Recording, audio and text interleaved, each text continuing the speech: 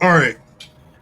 Now, if you're watching on the youtube.com/Black Rasslin, this obviously looks a little different. The four of us are usually here shooting the shit. Stat Guy Greg, you've seen him before. You've seen him a number of times. Greg might have been the first guest that we ever had. I was the first guest. He was the first guest a couple SummerSlams ago. But we've got the other half of the Cheap Heat podcast. We've got I see a lot of people calling this man the Podfather. I feel like when I first started hearing raw, real podding, not about wrestling, but just in general, there was a lot of Juanette, back in the day when I think everybody was trying to figure stuff out. We've run into Rosenberg a lot. We worked at Complex for a couple of minutes. But it wasn't until this man dropped his debut album real late that we started getting fly. And I don't know. I don't know if Rosenberg realized. I don't know if he realized that there's a good thing going on over here. I don't know if Greg put in the good word, but Peter Rosenberg, thank you for joining the pod for a little bit. Really appreciate it. Really appreciate it. You're quite welcome. Happy to be here. And yeah, I did probably hear about you guys from SGG first a while ago. But that's a minute ago, though, right? SGG, well over a year ago. Yeah, I'd say probably at least a couple of summers because they do the I mean, he was probably plugging his appearance on your podcast on TP. Of course. Well, but Rosenberg, because we see you in WWE, this is going to sound like a joke, but I have a serious question now. Last week on our podcast, we had a fun. They had fun remixing John Cena's do do do do, but with with the West Side Gun do do do do do, and then we saw Paul Heyman the next day flip it. Now I wanted to ask you, and this is a serious question. It's going to sound like a joke. I know you said you've heard Greg talk about Black Rasslin. Have you ever heard anybody in the WWE mention the Black Rasslin podcast? Of course. You mean besides Vince? I hope Vince is listening. I hope Vincent's listening. I have to admit, I don't know that I've ever heard anyone mention my podcast in WWE. I imagine it happens, but I don't know. There's too much going on that we talk about. Do you think they confused Sunday Night Heat and Cheap Heat? No, we're done with Sunday Night Heat. That was years ago. Yeah, we then took that off air. Yeah.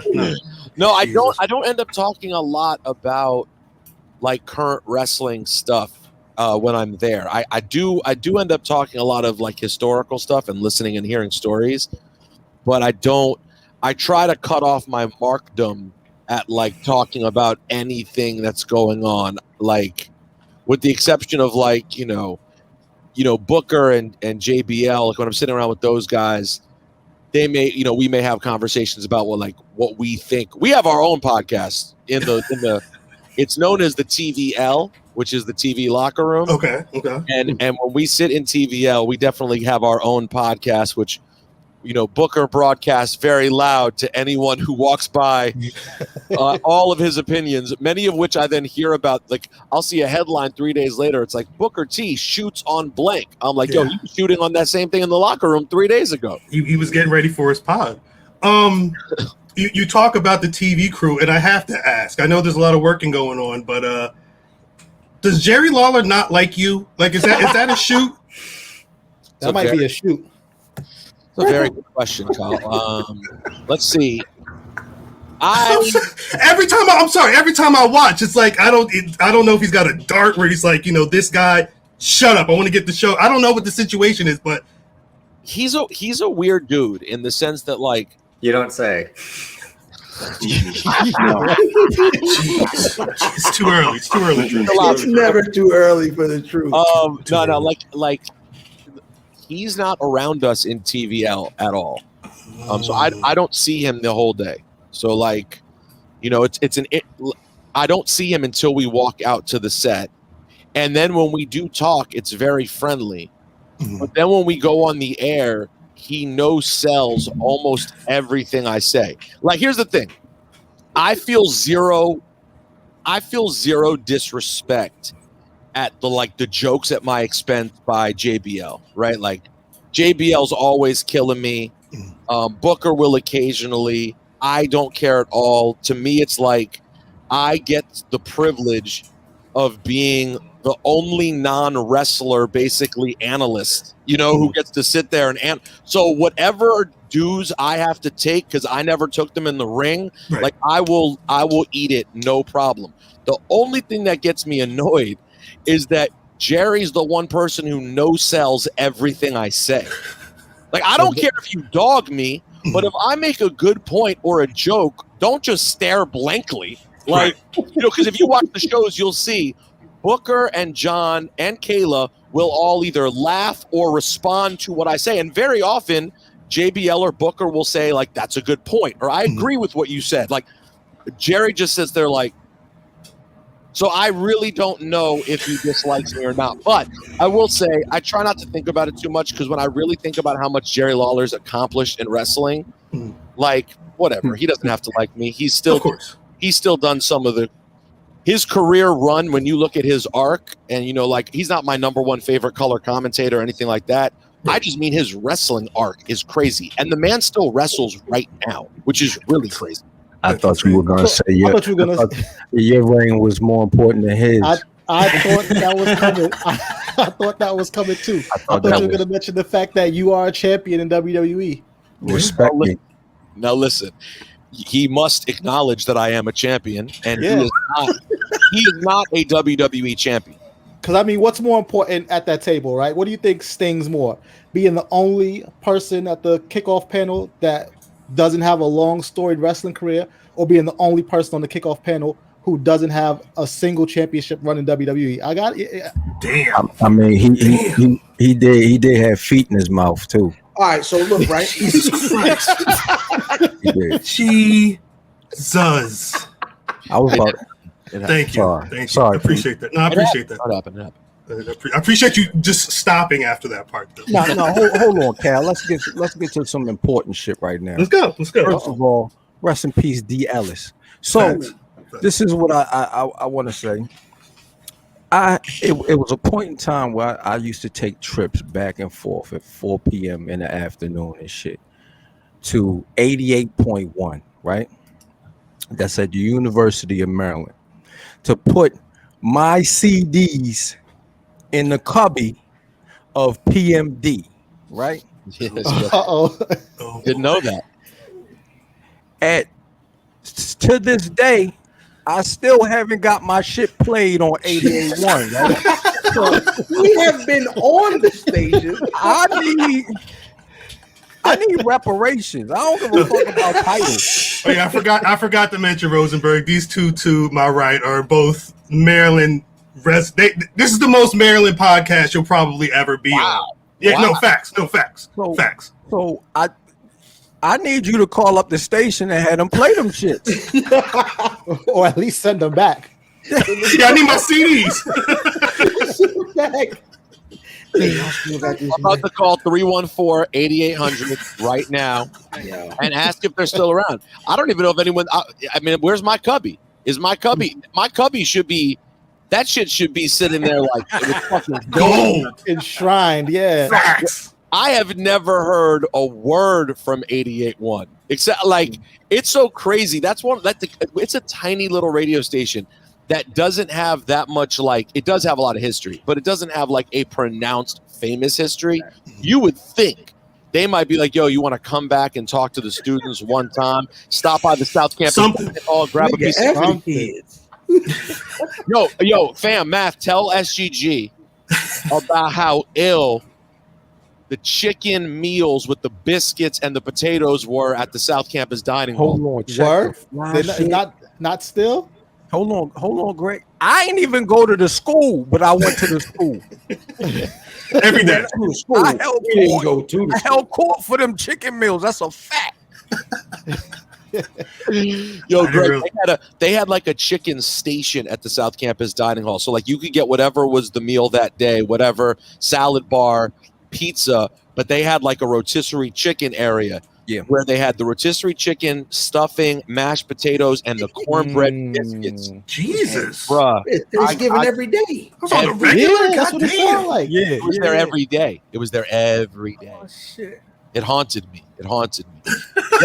Yo, shouts and rest in peace to Dave Ellis, man. He was great dude. Shout out to Lupo's too. Shouts to used to be in Lupo's too. What? I'm telling you, Rose. I forgot to mention this. This is the most Maryland podcast you'll ever be on. You were bagging chicks with me spinning like Donnell Jones and throw he was some probably on it. he was probably singing Donnell Jones. Was goddamn right where I want to be. Lupo's was 99 cents on Thursday. I DJ Thursdays. Tuesday, Thursday, Friday, Saturday. Yo, I had a run.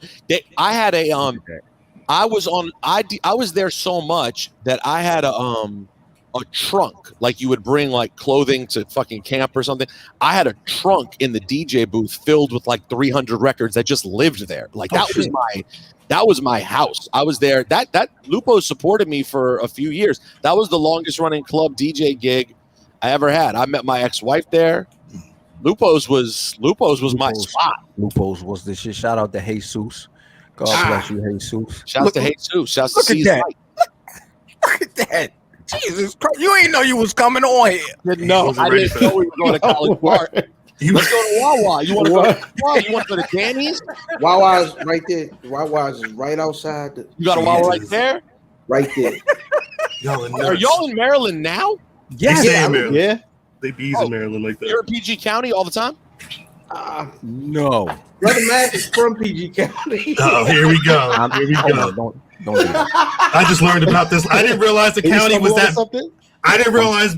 Apparently, being from PG or just saying you're from the county out that way, you might. That's worse than saying you're like homeless or poor or something. Like what? Where does that sit on the level of disrespect? So let me ask you a question, Rosenberg. He just jumped right over your shit. He Jerry Lawler your shit. No. Jerry Lawler your shit. That's funny. Where's the top of the DMV? Where's the top? What do you mean exactly? What is the furthest point north of the DMV? The further, like north or west? I guess north. My cartography is not very strong. It's over already. Yeah, I would say. I mean, DMV goes all the way out to like, Germantown, like Shady Grove Road, like all the way out there is still DMV for sure. Right. I mean, Frederick is probably close. Frederick is probably they probably still consider themselves DMV. That's like 45 minutes. The question I'm indirectly asking. Like Baltimore? You mean on the way to Baltimore? Yes. Like Columbia? I don't know.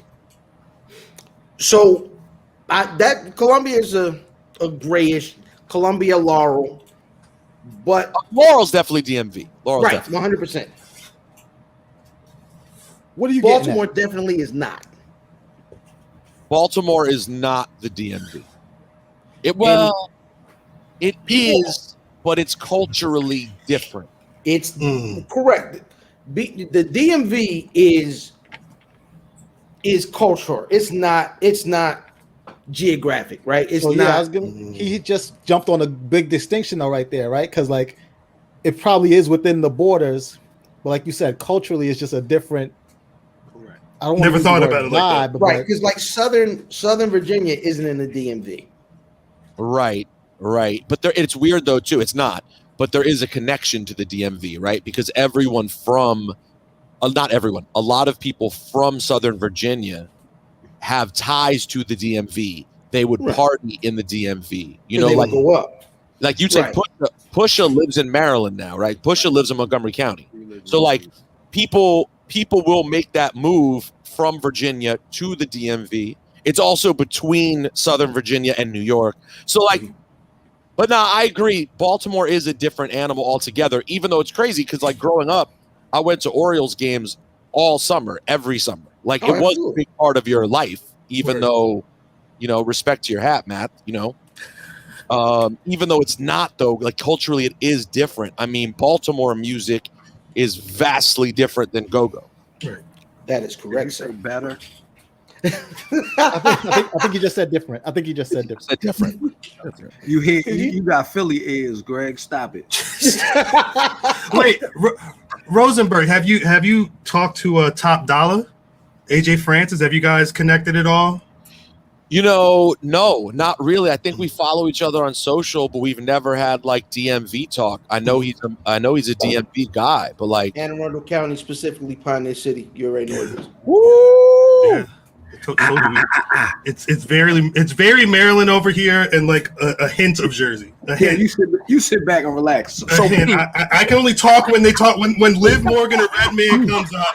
Any other time, I gotta shut up. You relax over here. So Pete, can you give me, Greg? You relax. You've been here before. So Pete, Nah, but it's two different Gregs, and we gotta talk. And it's actually three different Gregs. Well, I don't want to hear none of them right now. So Pete, can you tell me very first hip hop show that you went to? Mm. I'm Yes. gonna tie this shit in. First rap concert that I went to? Yeah. Tribe Called Quest, University of Maryland, February 1994. That was okay. Why? Jesus Christ. Hold on. Hold on. He Jerry Lawler you. Who was Right. your favorite? Who do you think rocked the crowd the best that you've seen in concert? Who is the best live performance rap artist I've ever seen? Yes. That's what you're asking me? Yes. For a full concert or for like a time on stage? Say time on stage. I don't know the answer that you're looking for. No, nobody. I'm not looking for an answer at all. I would say when it comes to jumping on a stage and having the most impact for that time on a stage, I would say Busta Rhymes. I knew it. I knew he was gonna say So, that. I did too. who would you say is their wrestling Equivalent? counterpart? You The Busta Busta Rhymes Rhymes. wrestling equivalent? So it's like the excitement and thrills per minute in ring. You're not talking about Ric Flair Iron Man match. You're talking about the time they're in the ring is it. No jobbers. No jobbers. Right, Horowitz is out. Wow. Busta Rhymes would fuck you up if you heard you saying it. I'm sorry. I am Mike Sharp is out. I'm sorry. I hope you're not considering Busta Rhymes a jobber. No, I No, mean Ric Flair. that's your man. Ric Flair a jobber. Do not get on that Ric Flair conversation with Matt. We will be here all night. I'm just trying to hit. This is my last question. I respect it. I like the question. This is a thing. What was the? Hold on, Cat. Hold on, motherfucker. Well, This is Maryland side. I feel like. Listen, it's hard to think about really quick impact in the ring, like someone who, when they're in, was electric, even though he was not a great wrestler. This is easy at this point. And not think of Ultimate Warrior, right? Yeah. Because his action per minute was. There's only 5 years left. That's good. That's good. But like the colors. It's everything. Yeah. But I will say this: when you add up who has the most impact when they're on the camera in WWE history, to me, it's probably Stone Cold Steve Austin. Because his promos were electric, right? Like the crowd was. You could go back to watch a Raw, and he could do the first 18 minutes without fighting anyone, and everyone's going ape shit. Or they cut to a backstage, and everyone's going ape shit. Or it's the main event the same night, and everyone's going ape shit. So like, and even Austin now, as SGG and I have talked about this a lot on GP, no one comes back and gets love like Stone Cold Steve Austin. True. Rocky doesn't. Hogan certainly doesn't. I don't think anyone does. I think Austin gets the most love on his return of anybody. That's interesting. I think he needs to come back right now. Like I really think that is. When I saw the news the other day that there's rumors that The Rock is coming back, my like the second thought I had was, I was like, yo, man, people would be more excited if they found out Austin was coming back for an on-screen character. Like for time, like not for one night, not an announced night. Steve, he may not wrestle again, although you could tease it.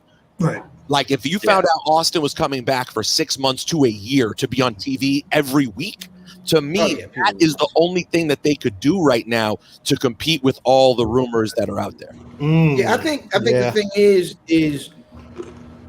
even when he comes back, he's been the most successful. Like when he comes back, everything he does translates. Now, he was one of the first to come on screen in the crowdless era.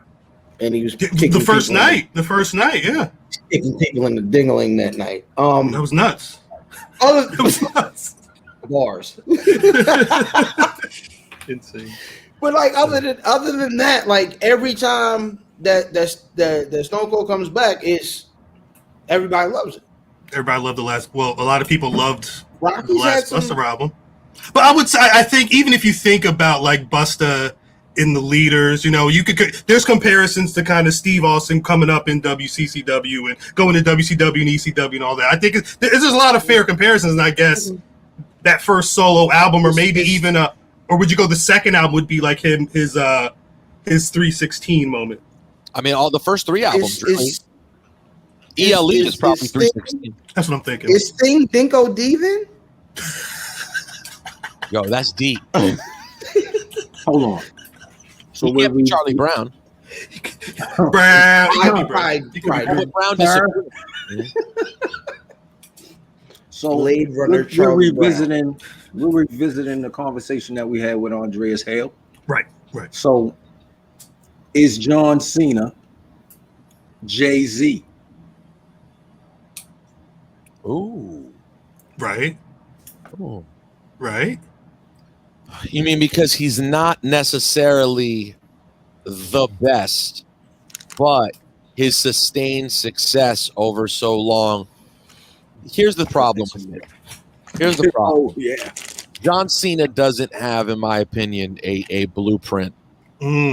Like he doesn't, because we can't forget, there was a time where Jay-Z wasn't just the greatest; he was the best too. Like he was both. He was everything. He was the coolest. He was the most poppin'. When you heard him get on a record, it was lights out. Started dating Beyonce. Like he had every element on Smash. I don't know that Cena's been so split from the second he was made. He's been so split that it's hard for me to give him that in the same way. I feel like Shawn is Jay-Z. Wait.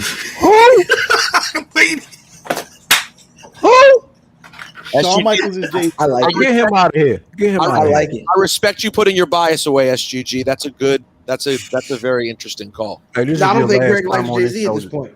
No, I love Jay-Z. Shawn, but if you're being real though, Shawn is Hove, and I feel like Brett is Nas. Ooh. So I mean, that's how pro wrestling breaks down though. Because in hip hop, because Shawn and Hove was in the group to start out in the group, went solo, got big solo, early retirement, came back from retirement, on fire, and just coasted into legendary status post retirement. Damn. That could be Shawn. That could be Hove. Ain't nobody cock Jay-Z eye like that.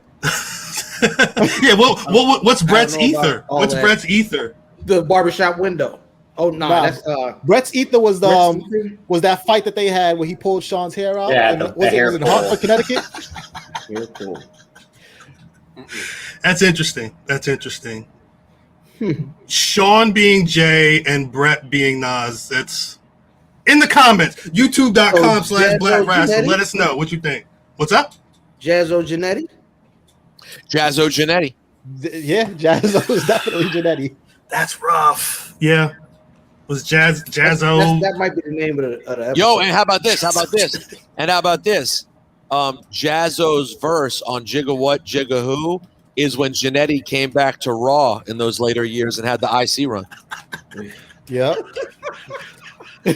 You know what I'm saying? That's great. No, that's great. That's great. It's all together.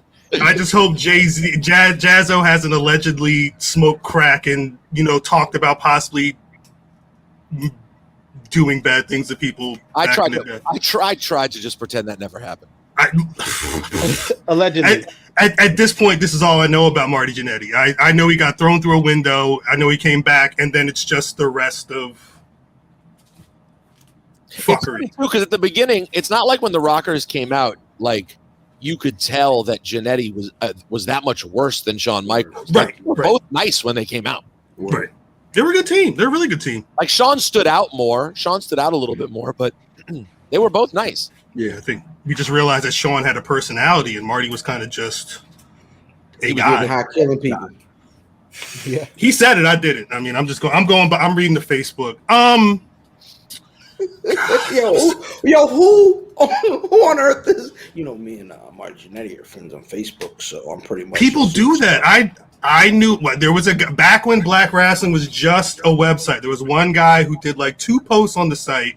They were both New Jack posts, and he only knew that New Jack he only knew to do it because he was friends with New Jack on Facebook, and that was when New Jack was just ranting on Terry Runnels and whoever he was dealing with in a relationship, and it was not pretty, but those are some of the. I can't even fathom New Jack on Facebook. That must be some of the illest shit ever said. New Jack, he would have gotten banned if he did it today. He would have been banned. New Jack on Facebook.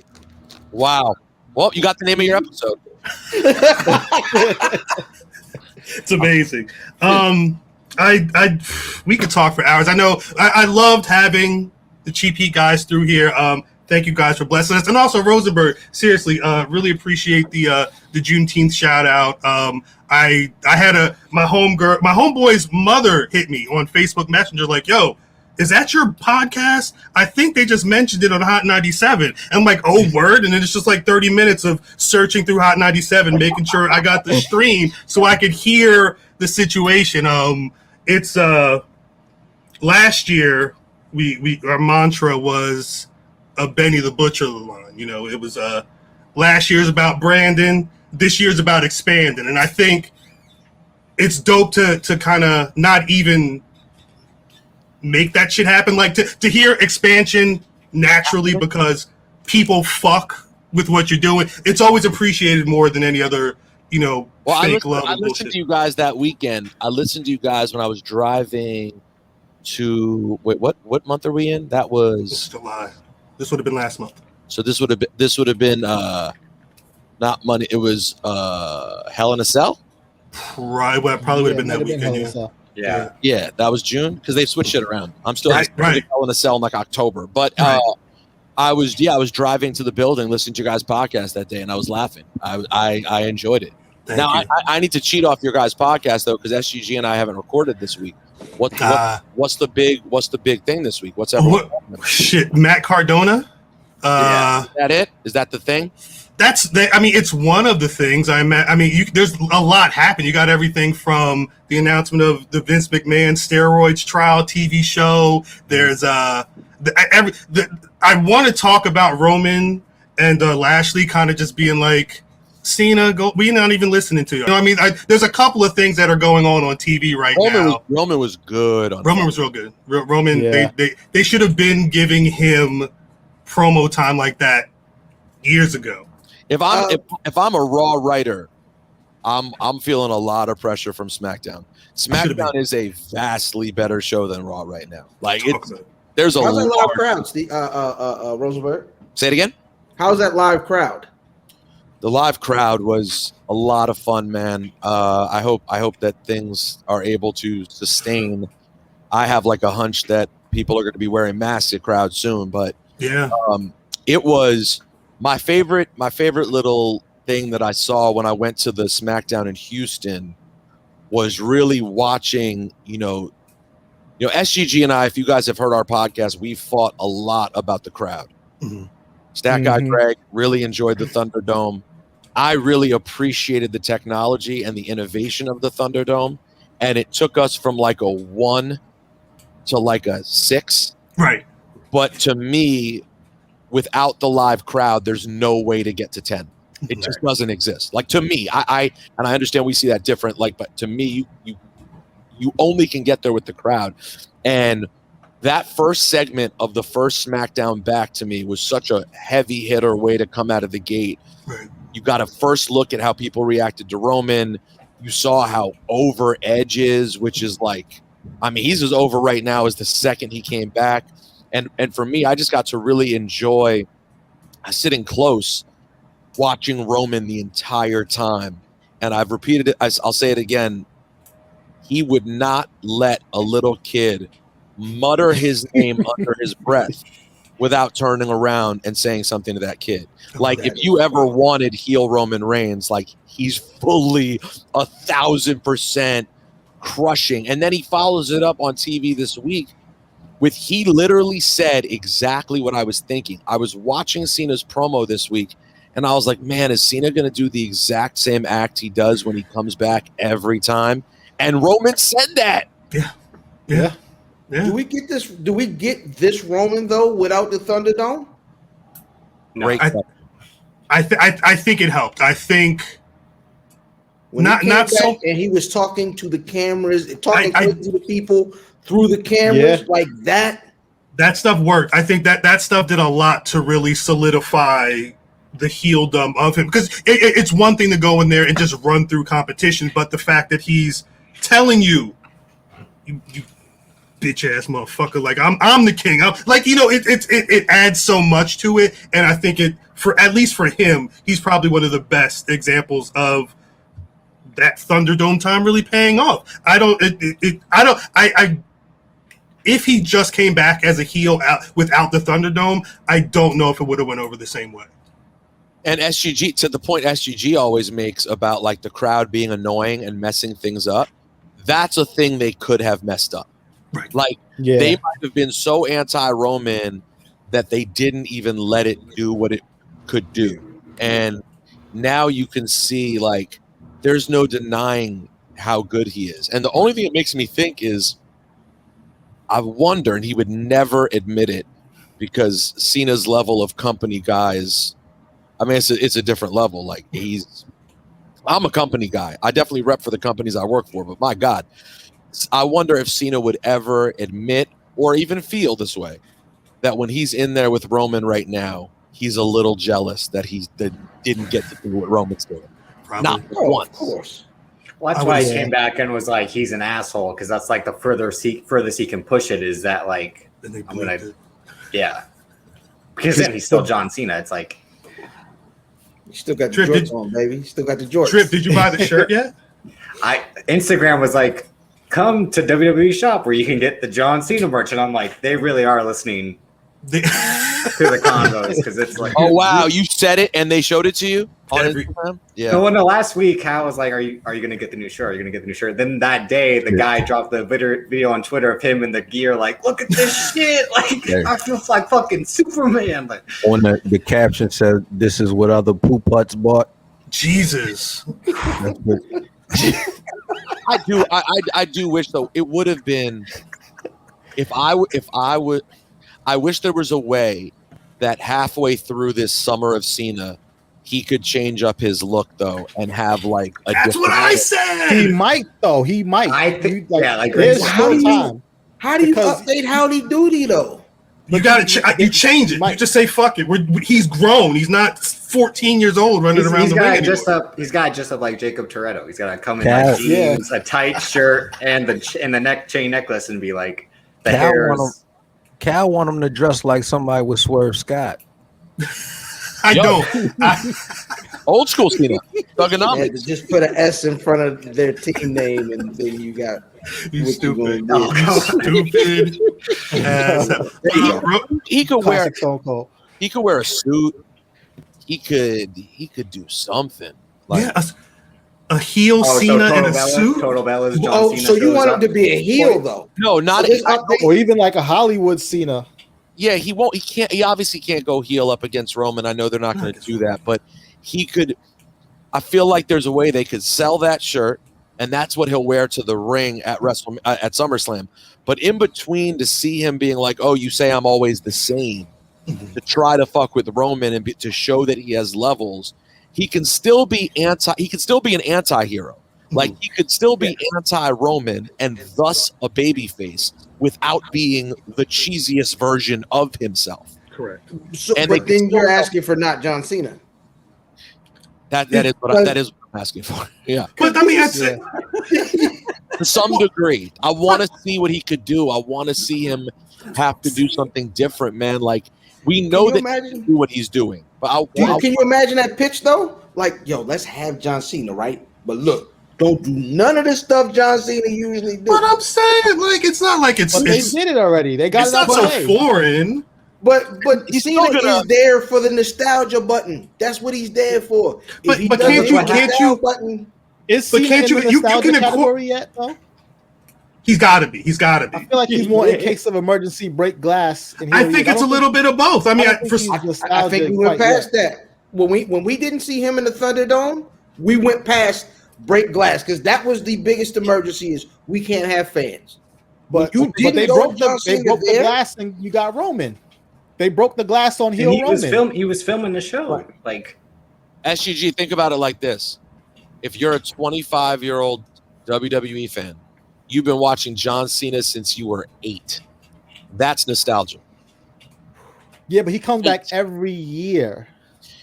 Still, the thing is, how long is that going to be happening? Like, he just did Suicide Squad's coming out in August. He did a whole show based off of it as well. I can only imagine. That's why he's going to come back. He's supposed to break COVID protocol to come to Florida, like the hotbed of COVID. To then what I'm saying is, it used to be WWE Hollywood. Now it feels like Hollywood WWE, and the more he's doing, again, Suicide Squad is about to be the biggest film in a couple of weeks, and he's got an HBO Max show tied to it. He could continue going up, and we might be. He's only doing a month now, and it's conveniently timed to the same month that the film's coming out. Because the Matthew Vaughn movie isn't filming until the end of this run, so that's why he's doing this. Hollywood Cena is definitely more visible than The Rock was when he finally broke big in Hollywood, though. What was the whole point of their film? It was like you're saying you're here, but you're here one week, gone the next. Cena's doing the opposite. Like, I'm here for a couple more days, and then doing the live Raws, live SmackDowns, and then coming back and saying. So he's modifying it. Yeah, he is, and he's doing the house shows and all the super shows. He's doing house shows. He was in Pittsburgh on Sunday. Like Rock wasn't doing that. That's where he's trying to fight back against those accusations. Like, oh, you're just like The Rock. Like, no, look what I'm like. The Rock wasn't going to Louisville. He was just showing up. No, but Drip, that sounds great until September, and then he's no longer around. Like, at some point the train's going to end. You feel me? So it's How about this? The timing will be such that Cena is going to leave, and AEW is going to get everybody at almost the exact same time. Yep. I mean, Cena is how the rate. I'm assuming the ratings with Cena have been a lot better. I've not checked the ones from this past week. I know the first one. I think Raw and SmackDown were up. They were up after the pay-per-view. Right. I don't apparently this week's Raws were down. And I did see Raw wasn't on. He wasn't on this one. He wasn't right. And it was really a weak show in general as well. So they came out of the gate. Them coming out of the gate with the Nikki, Charlotte. Yeah, that was an interesting choice to start. They're booing the Nikki gimmick.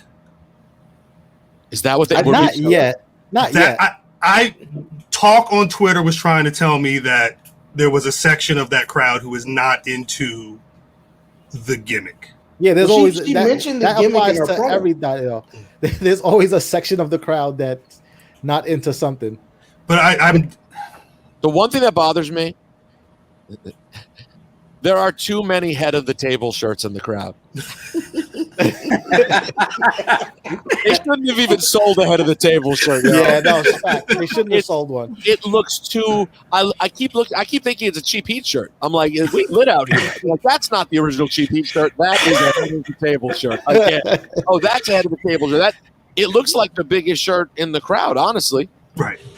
They need to release the tracksuit. I need the tracksuit. Yeah, I need the tracksuit too. Yo, our guy, huge wrestling fan who makes dope merch off the rope. Mm-hmm. Yeah. Yo, why does the Roman logo look like my man's little wheelchair? It does low key look like Punk's logo. No, facts. And go to Off the Rope on Instagram if you've never copped his merch before. It's fire. But he's in a wheelchair, and his logo is a little thing of him, a little silhouette of him in the wheelchair. Right. And the bootleg Roman with his fake Nike logo. Hey, yo. That's crazy. I wonder if Puck's ever realized that. Puck might know. That's fun. Just the Puck. As long as I've known Puck, he's like he's not been shy about anything like that. That's just him. So Puck's a wild boy, yo. He's got a podcast too. He is a wild boy. Shouts to him. I wonder if he still raps. Well, I first met him as a rapper before I even knew that he was. Yeah, he might have DJ too. I didn't know that.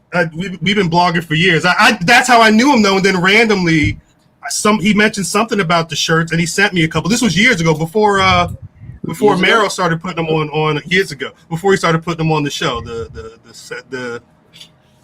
I don't want to diss Roman's tracksuit. And the tracksuit's fire. You already called it fake. You did. It is fake. fake. You said Canal Street. You said you can get the Roman joints down Canal Street. It's fake adjacent. That's funny. Shouts to that. Thank you for this water. You want to acknowledge him? You want to acknowledge him? Yeah, no, I'm acknowledging Roman. This Poland Spring came from catering. I'd like to thank you for everything I eat and drink. Everything that I eat and drink, I thank Roman for. I acknowledge him as the head of the table. Wait, before, because we're gonna have to do we're doing a show, but we're gonna have to do a show at some point.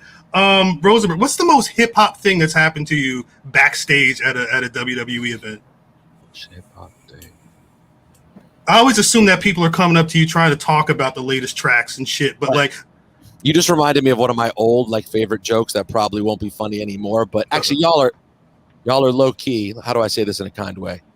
Y'all are low key, old and washed enough to appreciate this time. That's facts. Don't associate me with that. No. You'll get their drip. Don't worry. You'll get their drip. You've been hanging out with us too long. You remember around the time the movie The Show came out in the mid '90s, people would always be like, "Yo, man, the way you do this, you drink your water like this, that's regular, but you drink it like this, that's hip hop." That's hip hop. Hip hop, right there. Yo. You asked me that Slim Kid Trey? Sometimes depending what I'm doing, it might just be hip hop. You know what I mean? It's just you. But let's see, the most hip hop thing. I'm thinking about that Bob's Burgers episode that's like that. You see how I'm walking? I would say he's not old and washed by mentioning Bob's. See, exactly. It's the opposite. Watching it with my girl. So Damian Priest came up to me. I've had a couple of times when people ran up on me. Because I'm always so geeked out to be there that I'm never thinking anyone's checking for me. Of course. For my space. Right. And Damian Priest is from the Bronx.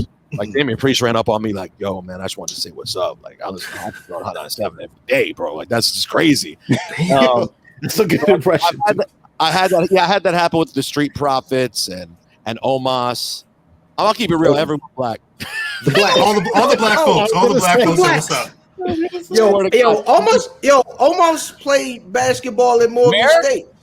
Yeah, and he also went to high school at whatchamacallit, at KD, where KD went to high school.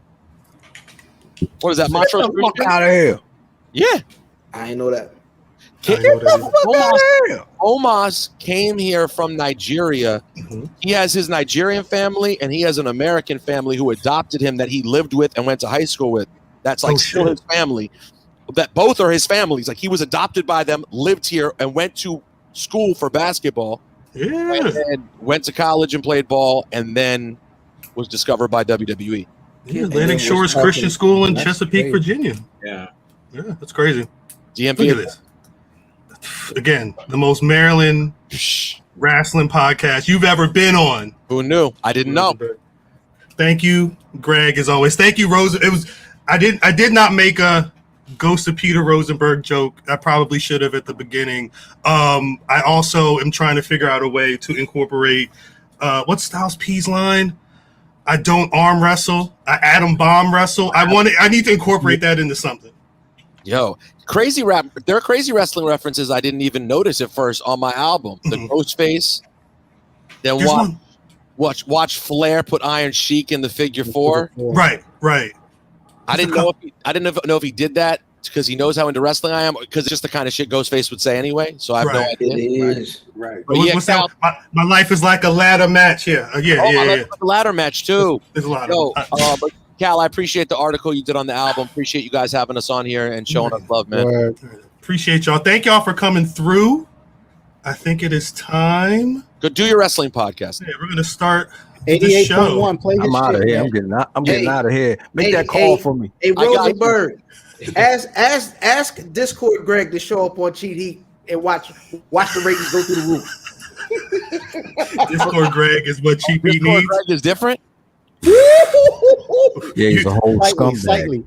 Slightly. We're going to start this show. Greg, you're going to have to. On Discord. Keep me on the Discord, Cal. I don't think you want to be in that Discord, but I got you. I want to see what's going on. All right, y'all. Peace. Later. Greetings, wrestling fans, and welcome to another action-packed card of All-Star Wrestling.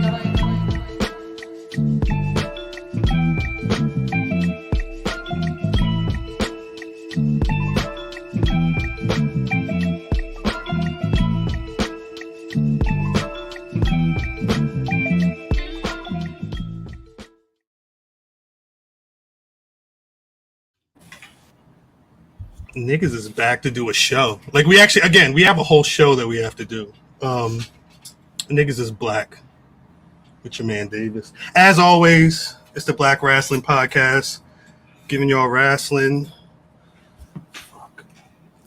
What perspective are we going on this year? What perspective are we going from a BRP having to C and D the WWE perspective? As always, it's your boy Cal. Represent rockthedub.com, Black Rasslin, and everything else in between. As you've already seen, the squad is on the line. Please say what's good to the people, y'all. Hey, man, IlFam79 on your social media choice.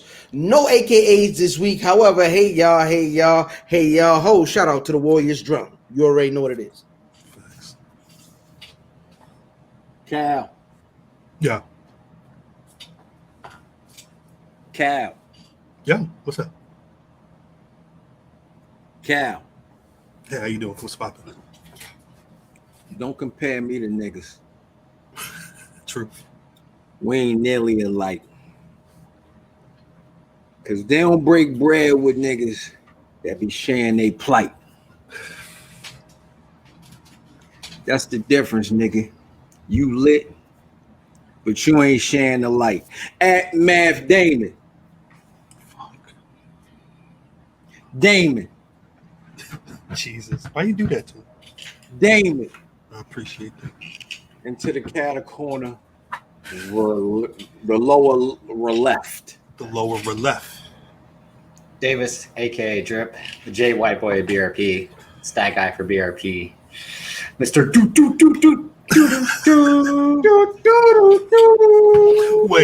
Wait, shouts out to anybody who was on Twitter that Friday night.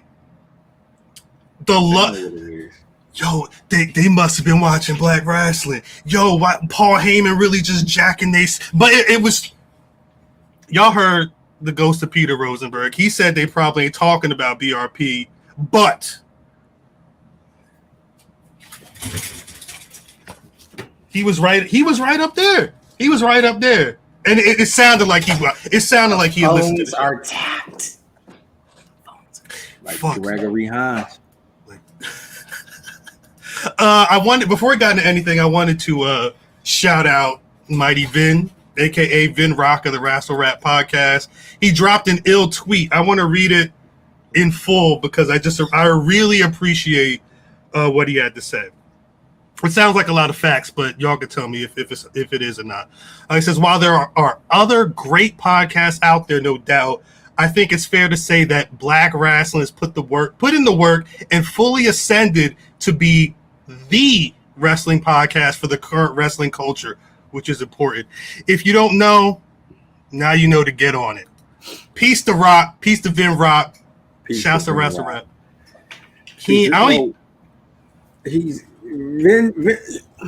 What even prompted that? Aside from the tweet, Vin is a cool motherfucker. Fact. Straight up. Fact. Straight up. All this shit. Like, I don't know how old Vin is. Like Vin, the way motherfuckers talk about my age, this is how I look at Vin. Like, yo, I don't know. Vin is about your old. age, funny enough. Yeah, I assume we're all around the same, but yeah, that's dope. Yeah, Vin is about your age. It makes sense. So makes sense. It makes sense. The shit that he's into, I'm like, all right, this some fly ass shit, man. You know what I mean? And I ain't never really. Yeah, nigga Vin posted a Players magazine for 1984 a couple months ago. I was like, right. No, he's in it. He's on it. He's on it. But it's a lot of fly ass shit that Vin be on, and I'm like, God damn, Vin on it. And if aside from this tweet, I felt this way before that. You know what I'm saying? So peace to Vin. Shout out to Vin. Shout out to Rassle. Shout out to all the shit that Vin doing. Vin like the white banks. He got hella pods for real. For a whole pod dedicated to basketball, like old basketball too. Like, come Knicks. on, the Knicks. That, yeah. That's nuts. Shouts out to him. I really we gotta start like a Hall of Fame or like quality nigga Hall of Fame. So like Brian H. Waters, Vin Rock. You know what I mean? Them kind of guys. That guy Greg is. That guy Greg. He's Gregory, 100%. That guy Greg. Greg is a Which Greg though? Which Greg? I don't think Discord. He's like Mankind. Discord Greg can't get in. Even though he's my favorite Greg. Stack Eye Greg is the Cactus Jack of Wrestling Podcast? No, that would be Discord. He absolutely is. No, he's got that. I'm saying because he's got a Mick Foley, he's got a Dude Love. Greg. Yeah, facts. That's hilarious. That guy Greg was the first nigga to just come on the pod and say, "Yo, I go over the top rope." That was true. Yeah, that was true. But he was also the first nigga to be like, "Yo, I will be a guest on your pod." Like, he didn't have to do that. I was surprised he did it. I think he was uncomfortable that day. No, yeah, he wasn't. Yeah, because he hadn't met Discord Greg yet. So he didn't know himself. So we're responsible. We are responsible for him. No, it's us. Yeah, it's us. Gosh, donations. I mean, look at me first appearance, and then look at me 4 months, 5 months later. It's the same shit. After the BR, after Black Rasslin drip. Right. You know what I mean? Well, it's like I said, like drip didn't exist. It's a BRP enterprise. It's a BRP property. It was Davis WD. That sounds crazy. Jobber Slam is this weekend. That sounds crazy. That transition was out of control. I didn't know what was going on. I had to 2 weeks ago when Pam was like, I forget what he said. And speaking of LJNs, I had this one, Paul Orndorff, and I was like, what the fuck kind of segue was that? You gotta just take that left turn sometimes, but yeah, there's some good shit going on there. We got the Savannah Evans, Darius Carter match with We Love Wrestling. We Love Wrestling. Shout out to Terry. We also sponsored Shane Taylor Promotions. Right. Who we just saw live. So we just saw this weekend, right? Yeah. How was that? I don't think did we even talk about that? No, who did y'all run into? Shane Taylor Promotions. Nah, Math ran into someone. Come on. I ran into Dr. D. That sounds crazy. That sounds crazy. You met Dr. D? He wasn't trying to share the camera time and shit. Dr. D was like, wait a minute, nigga. Dr. D, that's you? That's you with the heavyweight. You was wearing that heavyweight belt, like, you know what I mean? Dr. D was like, nigga, I'm the 24/7 champion. Dr. D, I don't want no smoke, baby. We ain't trying to get into none of that whatsoever. It was the best part about all that. There was this we were out there, and the Shane Taylor Promotion guys had a very long line. Folks wanting to check them out, which is amazing for 3 black pro wrestlers in Joppa, Maryland. Jerry Lawler. It was amazing for 3 black in Joppa, Maryland. And I'm talking about this is a predominantly white crowd. And there was a very long line for Shane Taylor Promotions. And Shane Taylor Promotions, they niggas. They not like these, guys and fun loving. Hey, nah, they niggas that come in there, beat you up, talk crazy. And it's a long line at that. And the beauty of it all was, as we see this line for Shane Taylor Promotions, James Ellsworth is at a table over there. Nobody was there. Damn, that's your man. Y'all didn't go say what's up. Wow, we was occupied. So this is what we're gonna do today, right? See, now years ago when he was helping Carmella win Money in the Bank championships, y'all was caping for that chinless man. We weren't caping. Y'all, anytime I said anything, y'all said, "Shut the fuck up." He from Maryland. That's Maryland. That's Maryland. So is Mr. 51. No, he's not. I don't even know who you're talking about. I know Liv Morgan's from Jersey. That's all I know you're talking about right now, Drip. I don't know who that man is. He lost on top. Is that going to be the next commercial with Bianca Belair and the Street Profits? Like, it might be. Yo, shout out to Angelo Dawkins going to be like, and Dawkins going to be like, Montez, do a handstand. Say the line. The nuts on top. Shouts out to Bianca and the Street Profits and Big E for representing at Rolling Loud on SmackDown. Nigga, shout out to Cal. You know what I mean? Having, out in these right in the streets. You know what I mean? With the Bianca Belair. Yo, they hit me Monday. They said, "Yo, you want? Was it Monday? No, it was Sunday night. Yo, you want to talk to Bianca Belair?" yeah. Let me talk to Bianca Belair. Man said, "Shouts out to the homie at WWE. He hooks up a lot of these. A lot of the last WWE interviews I've been doing has come from the same cat. Shouts to him. I don't know if I can say his name. Anyway, I was like, how much time we got? I was like, about 20, 25 minutes. Said bet, because I already knew WrestleMania. It was literally just like, so what have you been doing since February? Mm-hmm. And it was a proper sequel. Facts. I was thinking about it today though. It's like the next time we could get maybe one more of these off, but at some point it's going to be like, all right, Bianca, we're going to sit there for like 45 minutes, an hour. We're going to really have to get into some stuff because Don't worry, we're going to run into him in Dallas. Look, she I'm not flexing, but she didn't follow me the last time, but she did follow me this time. Again, you can tell. Hey, Sasha Banks messaged Matt, so that's not, that's like a tier below. Yeah, you under me. Pause. And the person who followed me is the champion, not the person who lost the title. Oh, you sound she still got my title.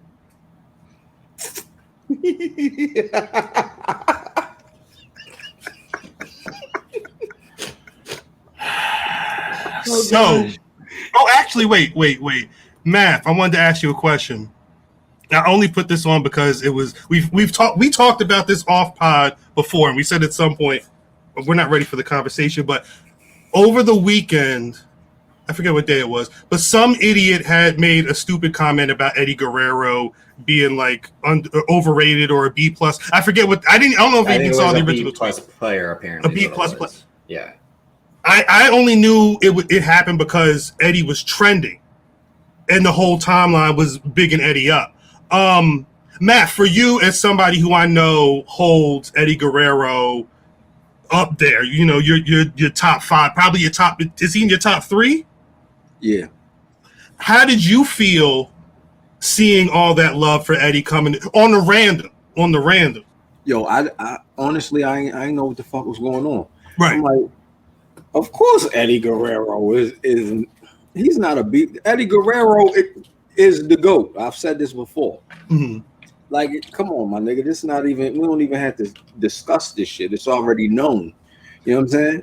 Do you feel like he had been like, for someone to say like he's a B+ player or whatever, there have to be some air of not properly rating him. Facts.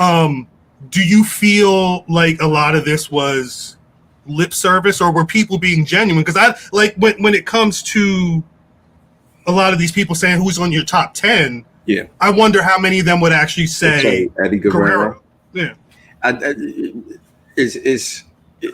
think it would depend on how old they were. To be honest with you, you know what I'm saying? That's not a shot or anything, but well, no, because someone like me, I only get to see 04 and then 05 Eddie Guerrero. You miss a lot.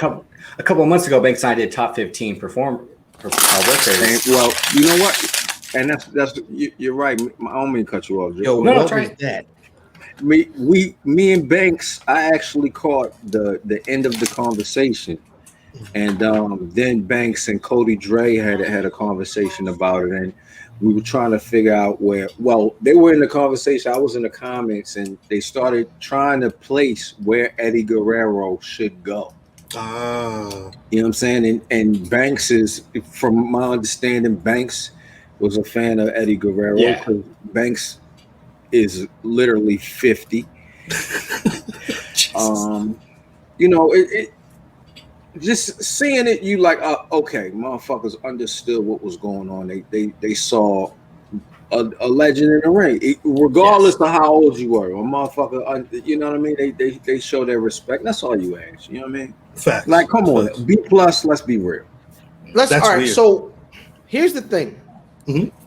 I can see, because first of all, B+ isn't a bad grade. It's not. Absolutely. Right. Secondly, right, if you were, so Eddie never ran on top at WCW. Right. Now, did he have the best match on the card? A lot of nights.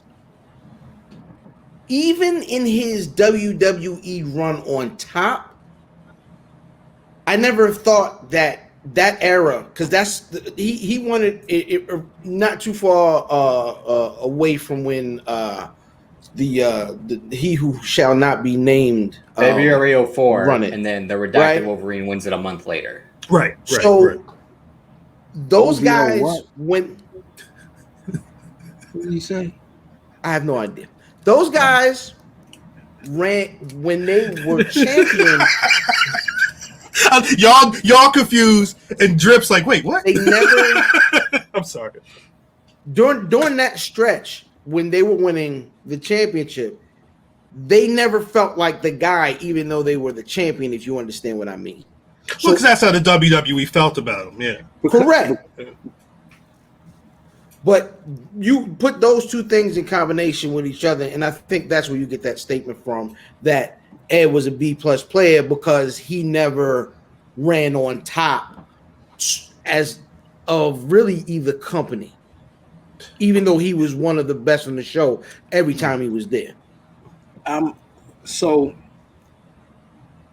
that's what makes me question, and I hate to do I hate to beat this dead horse, but it always comes back. Whenever me and Drip have a conversation, it comes back to age. But that's when age comes in, because I've seen Eddie Guerrero before that Latino Heat shit. Exactly. Banging. You know what I'm saying? Before the Radicals, before there was the LWO.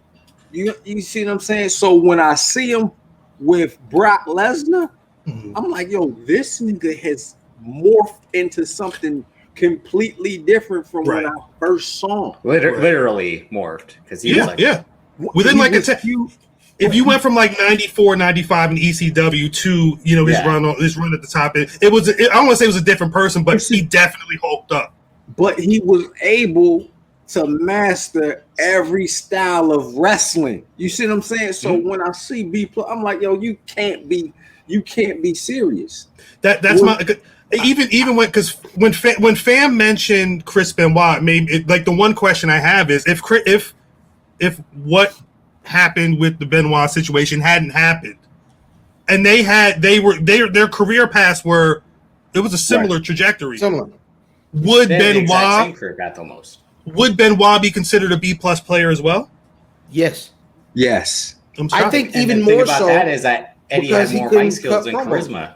He was trash, Right. but a lot of people held Benoit in a god tier as a performer, as an actual wrestler. So it makes me wonder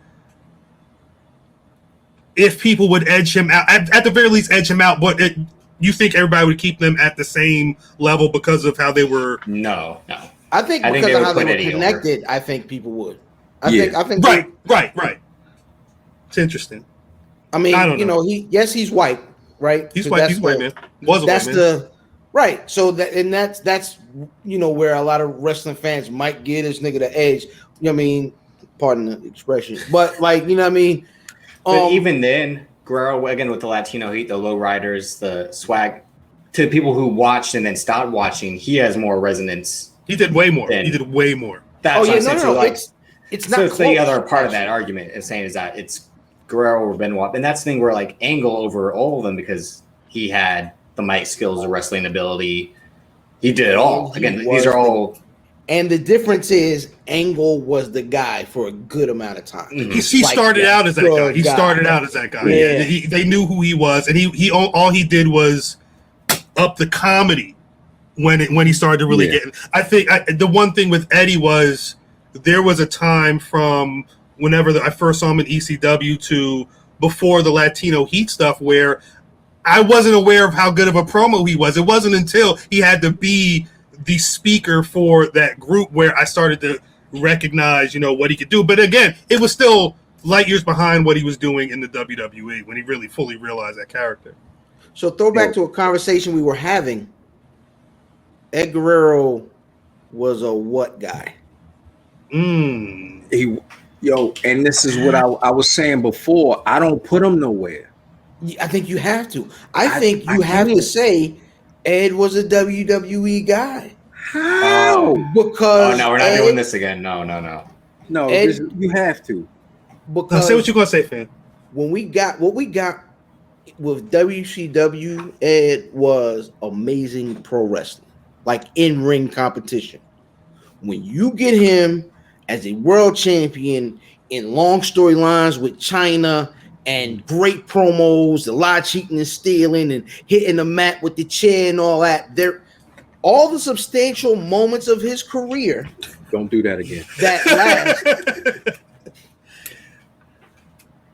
was from that run. That was I'm sorry, Matt. The one thing that we had said the last time was that it was usually like where you saw them getting their big moment, that big success. And I think for a lot of people, that world title win with all the pomp and circumstance, that is probably the moment for a lot of people. But Matt, I feel what you're saying because I feel like Eddie, he always felt like a guy wherever he was. Wherever he was. Now, this is because of our age too. Is because where we met him was down in them dark match, them dark arenas. You know what I'm saying? With the good old boys at the bottom of the card.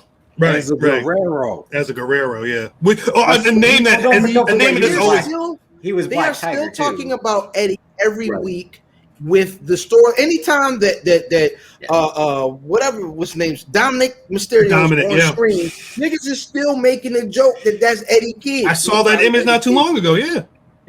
This is the thing. Eddie has such a lasting legacy with WWE, even if that's all you seen.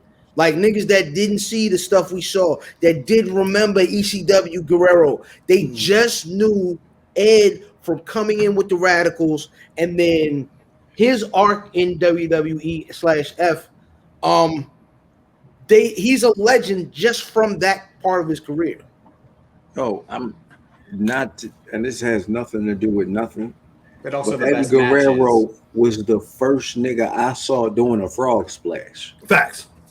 So all of that shit, whatever I see somebody doing it, I'm like, oh, this motherfucker think he Eddie Guerrero. That's that Guerrero. But Math, I think that's it's one of those things where, son, Well, I'm saying, like, you know, I don't even like. No matter who's on the 2021 list of best rappers, I know that if any of these niggas got in a cipher with Redman will probably chew a lot of these niggas up. It just is what it is. But because he's that wall is 3 or 4 rubs away from a restraining on you. Yeah, facts. His niggas look like trying to calm down. Matthews, what you doing, man? Ew, that's gross. That's gross. Smell them fingers. Everybody smell them fingers. Yeah, but not when you rub it on the wall. Sorry. Is that how niggas got the Rona? No, I'm just kidding. That's fucked up. No, Probably. Be safe. No. I spent so many episodes of that goddamn podcast I was doing over at the Empire, and every week I was like, "You dumbasses, wear your mask, stay socially distanced." Literally every week, I don't want to hear nothing. And now I'm here. They went from y'all good to now get your mask everywhere. Put the mask everywhere. We shouldn't be here, nigga. It's been a year and a half almost. Been a year and a half, and we right back to where we started. It's stupid because it's only places where niggas. I mean, someone said it was ironic the places where things were flaring up, and I was like, it's not ironic. No, it's linear. You had the chronic. Right after that is the chronic too. Stupid. No, I mean, again, anybody could have predicted this. There's no way you could have seen how reckless people been acting during every holiday this year and not think at some point, not only is niggas gonna have to wear masks, but they're gonna have to worry about a whole mutant, a whole nother one. It's a whole mutant coming through and infecting you. The mutant. They said these niggas was talking all that shit about getting unvaccinated, and they said once they get in that hospital and they talking about getting unvaccinated. They were talking about not wanting to get vaccinated. Sorry, I just took a shot of me. Yeah. No. They were like, I didn't want to get vaccinated, and now they get it, and they have to what they call that shit, intubation, where they put the tubes down your nostrils or whatever, and it's right before they do that, they was like, yo, let me get that vaccine. It's like, that's not how it works, bro. That's not how it works. It's too late. It's way too late. You can't get it now. You can't get it. Bang. No. Oh my God. No, it's too late. Dead. You can't get it now. It's not gonna be cool. So you get the tube, you can't get the juice. In 2021, did anybody think that Matt Cardona was going to be like the most hated champion in any promotion? He's one of the guys you gotta give it to, son. I appreciate his work. Listen, every time he's gotten over, he did it. Yeah, he worked hard for this shit. Listen, he comes in and Zack right over there, and nobody cares. This nigga goes to YouTube, create a whole YouTube channel, and early put a headband on a championship belt and called it the Internet Championship belt. It got itself over to the point where they had to mess with him. They had, you know what I'm saying? WrestleMania. Yeah, he got that. He got that moment. Yeah, he did get that one moment. Now, years later, he got the real moment years later. But again, like, it was. I mean, the thing is, I used to trip off of that stuff like, oh, it should have happened a while ago. But it's so many people that don't even get those moments that probably should get them. So I applaud that, just like I applaud Nikki being able to do something on her own and get to that level. I don't like I said, I'm not a fan of what either of them are really doing character wise, but I can't, again, being who I am and a guy who had an idea, he had a name for a podcast that he's now wearing multiple. I could wear a shirt with this pod every day of the week into the next week. So I always respect someone who built it on their own and was able to, get to a place. But I was shocked. I didn't pull up the Meltzer tweet. I didn't buy the shirt, but I was shocked. So we were just talking about the 25th anniversary of the NWO, and that ring was a whole dumpster. Mm-hmm. We look at it just like a lot of people. That's one of the most important moments for the business. Not saying this is that, but how is it because the people don't like them? Like what? Why would someone say this is the worst? This is the thing is that all these things that we do, and this might not be a popular thing to say. Say it.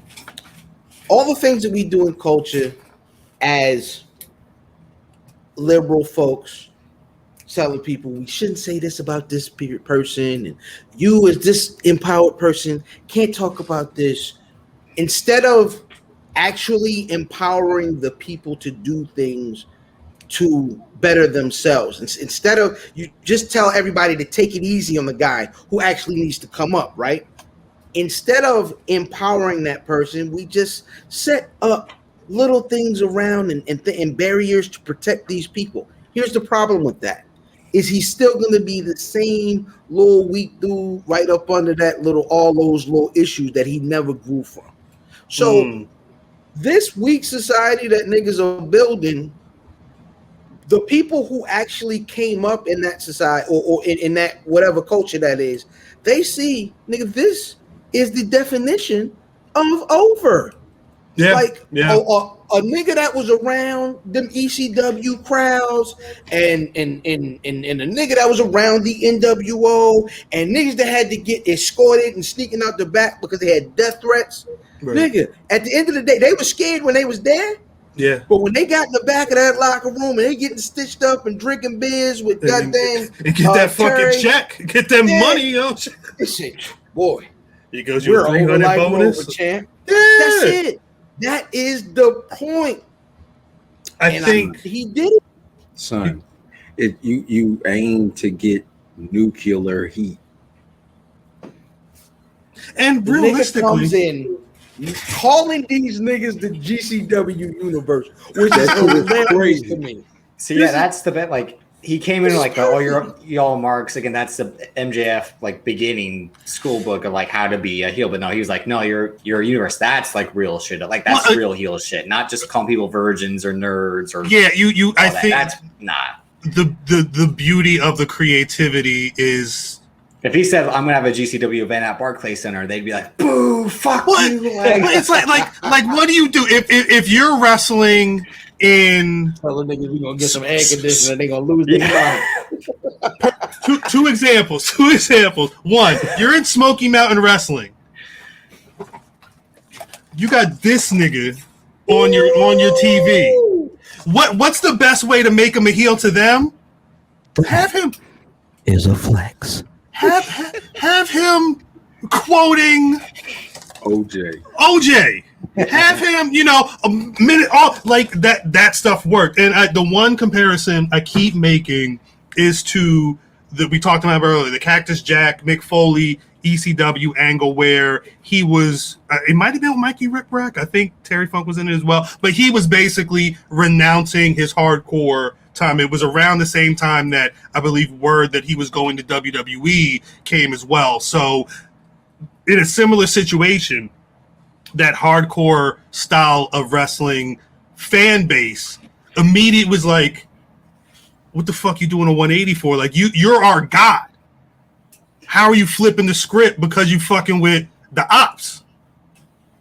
The situation with Matt Cardona is different because he walked into GCW as the ops. But instead of trying to be like, yo, I'm down with y'all, he said, look, I'm the ops. Yeah. I'm going to treat you like I'm the op. He's the undercover cop who went to the cartel like, hey, I'm an undercover cop. You and I, we should work something together. Like, it's perfect. For this situation, it's perfect. While we're here. It's perfect. It's perfect. I'm for as but many. Again, he's still stupid as fuck for being like a guy who never did a death match and then stepping in there with a dude who was going to use a pizza cutter on him. I mean, you gotta respect that. I respect it. I respect it, but I'm saying like you're a dumb motherfucker as well. Here's what I don't respect as a nigga who one of his first jobs was working in a hotel. Nigga, don't you go in there without the dark towel and have it look like you couldn't wait till the week was up. Oh, on the field in there. You know what I mean? This nigga done laid down 3 more days. Yo, I know his old lady went down to the front desk and was faking like, listen, I'm very sorry. Yeah, I didn't expect it to come, but it just came. And then she broke her wrist again. And she started crying a little bit. I had my days mixed up. Yeah, yeah, that's how you do it. That's how you have to do it. That's how you have to do it. I was shocked to see people asking about medical insurance. Come on, Vince McMahon doesn't even give his people medical insurance. How do you expect GCW to? My like GCW. They may have only had air conditioning. Again, they look at like oil. Bitch, you cooking? Like insurance, like insurance. That's funny. Shouts out to Drip for that one. Shorty really went to the Walgreens and like, let me get some gauze out this motherfucker. Like, don't they? Even in the wrestler, they had niggas sewing people up backstage. Fam is done. They had people sewing up the wounds backstage. They had him go to his chick. Ain't she a dentist? My nigga. My nigga. I love that because I mean, my nigga. You break your foot, you going to a dentist? Them niggas went. They had like 2.5 pounds of gauze. To wrap this nigga up. Ace bandages. They look. This is all we got. I don't know. That's all it is. They probably gave him $50 to go get some fucking shit. Just hey, tell Chico run down. Tell Chico run down CBS. Nah, he ain't go. You see him? He get the full special. Get everything. Get everything. Okay, I get it, bro. I get it, bro. I ain't gonna. You're not gonna be enough. So he's now the GCW champion. World champion. Nick Gage is now. He was in AEW tonight, Wednesday this week. Apparently, yeah. Not seen it yet. We were too busy having A+ podcast conversation with the Cheap Heat podcast. I'm sorry. Complain to somebody else. I'm wondering. I guess the only other question is how long does this go on? This nigga's fighting Rich Homie Juice next. I was about to say, I think time's up. He's gonna die, yo. Didn't he like legit punch the dude like the Brock Lesnar shit? Like you went too far, and then he went right. Rich Homie Juice was so raw.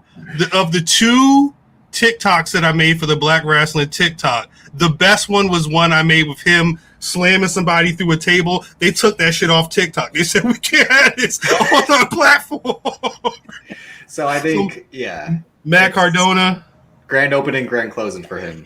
GCW. Grand closing, dog. You better be ready, bro. You might need to bring some backup or something. I guess you're gonna bring his action figures to him? He might need to. So this week, WWE announced that they partnered with Blumhouse Media to create a scripted series about the 1994 steroid trial that the WWF went through, the United States versus Vince McMahon. Is this a good idea? Like, this feels like it's good. It'll be good for us. Content? But I think it's gonna be good. I think they're gonna use it as doesn't matter. They're gonna use it as an opportunity to get messy and be savages and throw someone, Hulk Hogan, under the bus. Maybe. I think it depends on how cool they are right now. Yeah. I don't think that matters no more. They can't because they know they can't be buddy with it. Well, don't forget they got that movie. There's a Hulk Hogan movie. I don't know how much WWE's in, but there's a Hulk Hogan movie coming out. So it now may not be the time for them to throw that piece of shit under the bus. They should have kept him under the bus. Okay. Same thing with Ultimate Warrior. Because he's the one who also testified against him too. Yeah. Did they try? I think didn't they try? Yeah, I feel like that might have been one of the big sparks between them. Right? Was they fire him because they're going to start testing for steroids, and he's like, "No way, I'm going to get off fucking steroids." And then they're like, "All right, Warrior, come sit down. We're going to start testing for steroids." That nigga was at school. Like, look, if you're gonna put this stuff in your body, you just gotta know how to do it. All right. He's like, let me show you. he was like the what was Dave Chappelle the crackhead? Tyrone Biggums? He was the Tyrone Biggum of steroids. Yeah. You know how steroids make your body look amazing. Look at this. Look at this. We used to dip in embalming fluid, and I would see all my favorite cartoons, and we would. That's crazy. Busta Rhymes, the Ultimate Warrior. Busta Rhymes being the Ultimate Warrior is fucking hilarious. I was waiting for that. Your old lady. You won't even care. As much as it is to throw dirt, I think it's to show how powerful, successful Vince McMahon is. Isn't he won? He beat the system. Sean O'Shea dropped the ball. That's my only issue is the age-old adage, history is written by the winners. I don't know. I fear that because WWE is going to be involved, it's going to look a certain way. Again, that could be very interesting for content. People are going to be checking to see what it was based off of what really happened. But with them in the passenger seat with Blumhouse, it feels like it could be a little too I want to know who's playing Vince McMahon, honestly. I need to know who that. Can't be anybody with a name. Cannot be. I remember a few years ago when they were talking about a nigga we never saw before. It'll be Sean Waltman with a wig. Jericho looks pretty bad, by the way. Pretty bloody. Okay. Pretty. Oh, Nick Gage, did he stab him yet? I think he's been. He's gonna save him. Good. He's in the corner of the ring bleeding, and MJF is yelling at him, and he looks upset. I think it might have been 2016. His pain has been made. Or 2017 when they said that Bradley Cooper was possibly going to play Vince McMahon with that pandemonium script was going around. And just see if Shawn Michaels can get the wig again and just go out there. Well, that was Triple H playing still Vince McMahon. Shawn Michaels was Shane McMahon doing like the that's right. Yeah, flopping around. I'm with it. I just showed my wife today. I just showed her the video. It's probably going to be John Cena tearing his quads. That was fun. Him rolling into the ring and fucking himself up completely. Yo, They had to sit down. Yeah. And to everybody's credit, there was no pause. There was no pause in any of it. They had all A+ guys there because niggas just kept it rolling. The ref was over there like, "Family, you did?" He's like, "My legs are sorry. Just keep it going." You know how much cocaine I got in me? I just can't walk. That's all. He was like, "Shut up, listen to me." He's like, "Shut up, listen to me, and then get me out of here." Like, do you see my eyeballs look like golf? I'm sorry. The funny thing is, like, years ago they tried to plan that with Brett and Lex, and they couldn't do it right, and then this shit happened on accident perfectly, and then that's what got him pissed. He was like, "When the one time we tried to fucking stage the shit, it doesn't go right," and then I've never been to Drip's house. I don't know if I've ever been to Drip's house. I assume Drip has like a list behind him of just like Bret Hart shit that he could just throw into a conversation. Anytime something happened. Remember that time Bret Hart fucked up and did that shit? It's not Bret. No, it's not his fault. The hate is in his blood. Remember that time Goldberg kicked Bret Hart in the head and fucked his life up for the rest of his life? That's not Goldberg's fault. Bret Hart, and if he's such a trained professional, how come he can't? You know how I know that's Goldberg's fault? Peep this transition. That I know it's Goldberg's fault because Lashley is saying, "Look, I don't even want to wrestle that nigga. I don't even want to listen to talking to anybody about wrestling that man. He don't want to get kicked in the head and fuck his life up. He need to shut." He beat 2 niggas on Raw this week. 2 whole niggas. 2 whole niggas. Him is his own whole. Yo, niggas be losing, yo.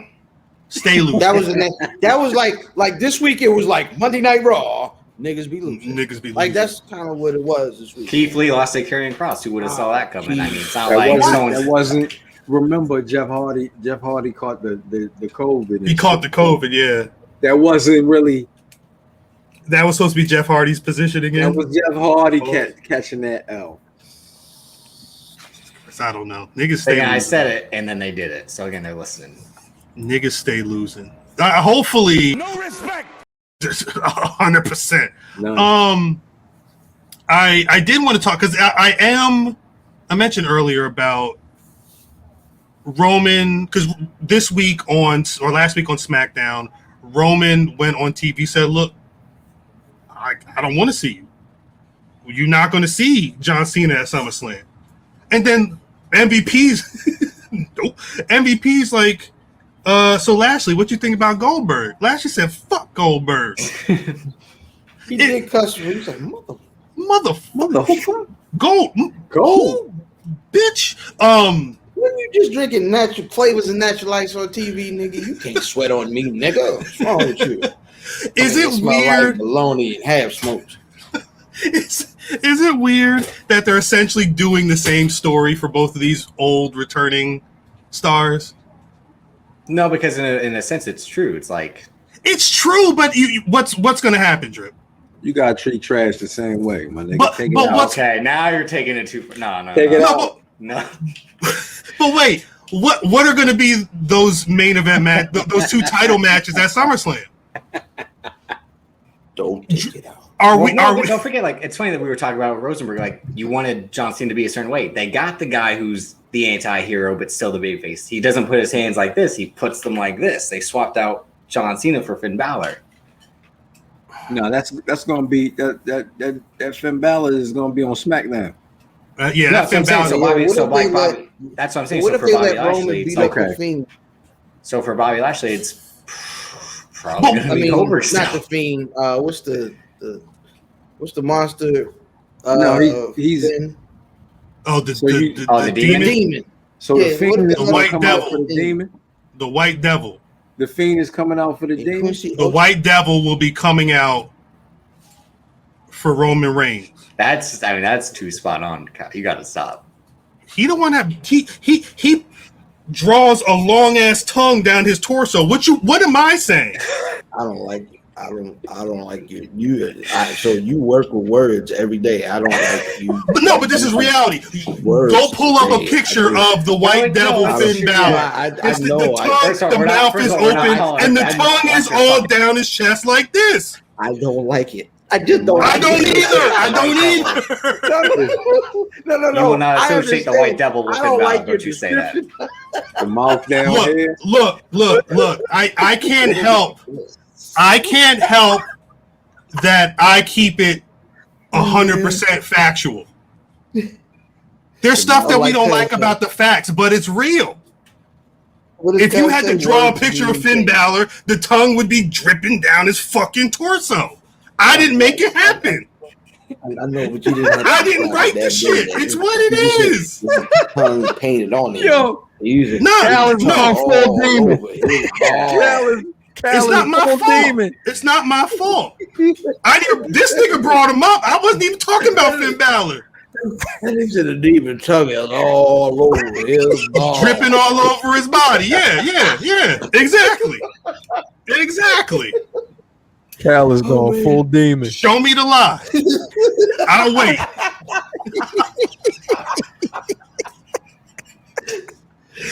So all I was saying was I kind of wish that one of these stories was different. I don't need both legends coming back to SummerSlam stories being we the new niggas, we don't want you, even though it's facts.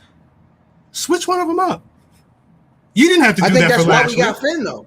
I think that's why we got Finn. That's what I'm saying. But they're not as a stopgap because.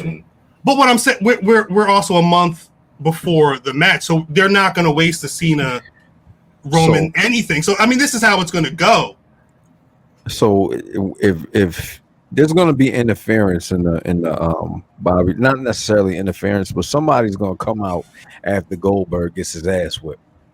Yeah, maybe Big E. Who knows? Somebody's going to come out. So you're going to have Kross. We got to get over Karrion Kross. Kofi.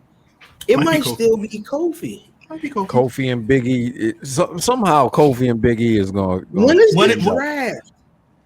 Not till like October. September. Yeah, it's a minute. Yeah, it's before October. Yeah, it's like that. Whatever those weeks are before, because I think the Brock and Kofi SmackDown was like the season premiere, and I think They did them like the weeks before, so or it's like around that time. The draft is the week after. Is it what? But they split. I think they're doing that this year too. They're splitting them up on the shows between the two shows. I remember people premiering that same. It was like the last whatever. Fuck. But I am not shocked that we're gonna get Finn Balor or whoever, or we're gonna get old Hurt Business niggas fighting Lashley. But it's all gonna eventually lead to a certain point. I just kind of wish that Raw hadn't had the same story. Whatever the fuck.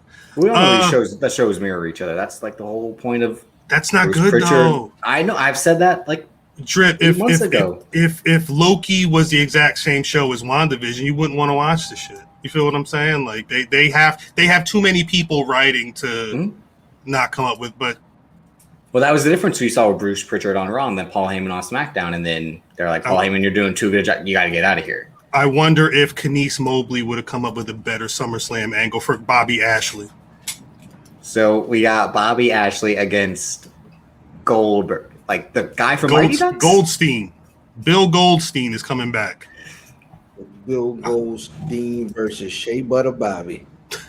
Shea Butter Bobby Ashley. Rub it on. All right. How do y'all feel about a New Year's Day pay-per-view? What do niggas do on New Year's Day aside from like eat collard greens and recover? The fuck up. Y'all ready? Y'all down for pro wrestling as your? If they call that pay-per-view Hair of the Dog, it's amazing. That'd be ill. That'd be ill. Hair of the Dog. Had a good night. They'll call it Baby Cupid or some shit like Baby New Year or some nonsense. Naked babies. New Year, same show. Did they have a same show. New Year's Day massacre? It'll be something. Well, it was New Year's Revolution in 05, 06. New Year's Revolution. That shit was like 7 days before. New Year's Backlash. And new would be good. it's good. I really hope. I don't know because they announced WrestleMania Backlash. New Year's WrestleMania Backlash rewind. Rewind. Reboot on the rock over the river through the woods. Baptist Church. AME. It's the WWE. New Year's WrestleMania Backlash. So they went about this in like a roundabout way. They had Trey Young at Rolling Loud announce this, but it wasn't like the Rolling Loud that was aired on SmackDown. So like. I respect them doing different things, like having a few matches at Rolling Loud, like and getting out of their comfort space. But that was just a weird way to announce. Look, I would have rather had Trey Young on the USA basketball team. Goddamn. Well, but you know what? I've been trying to watch the Olympics. It's a wrap. Nah. It's a wrap. It's a wrap. Really? Well, you know, I mean, after the Simone Biles stuff. Like that's my favorite shit. When I have to sit, y'all niggas seen 3-on-3 basketball. I was watching. No, here's why the Olympics sucks, because we don't need 3-on-3 basketball. I watch skateboarding. Skate for Nike SB. No, the thing is, I was watching. What was it? The bike race. I'll watch niggas swimming. I'll watch anything Olympics, but I'm like, once the Simone Biles, like the timeline starts talking the bullshit, I'm like, you know what? You can't let the timeline, yo. I try not to. I post. The thing is, I posted the Bianca shit, and I kept getting hit. So I would have to keep then opening up the app, and it was just Simone Biles bullshit. And I'm like, y'all fucking, because today was everybody realizing that Michael Jordan had a mental health problem when he fucking left the NBA and went to the niggas. That nigga daddy died. Daddy. People always tell somebody to Google shit, but people don't retain the information. It's like people. It's hard. What's hard? You got to talk in between them times. Yeah, looking right is way more important than being right on social media. But that I think that's why people need to take a step back and really evaluate, because people fly off the handle so quickly, and they're not paying. They're not. There's always context. God damn, nigga, the synergy here is rough. Cause I was just thinking the same shit. I said, yo, I'm gonna come on the show and talk this same shit. Jesus Christ! It sucks. Shout out to you, Cal. It's something I think about. But shouts out to the Cuban X Giants. Peace to the Negro baseball league. Nah, it's what like. We'll get to the pro wrestling in a second.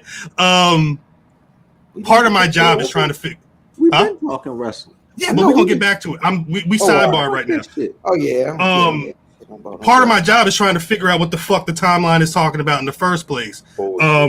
Which has made me say, okay, let me take a step back and evaluate everything before coming with. But people, they see the baby says something at Rolling Loud, so they're it's like immediate one track mind. Right or wrong, there's never a second to stop and think before reacting. Which can be. Shout out to Diz. Diz always says people don't understand nuance. So even though one thing may be right, it doesn't tell the full story. So niggas, actually click the article and read it. Yeah, what you got to say, man? My motherfucking timeline is saying if you like wet pussy, you're gay. What? How does that work? I knew. Look up the stuff. Yeah, look. Somehow. I can't make that joke while the baby out here. So niggas like sandpaper. Listen, this is why you don't listen to this time.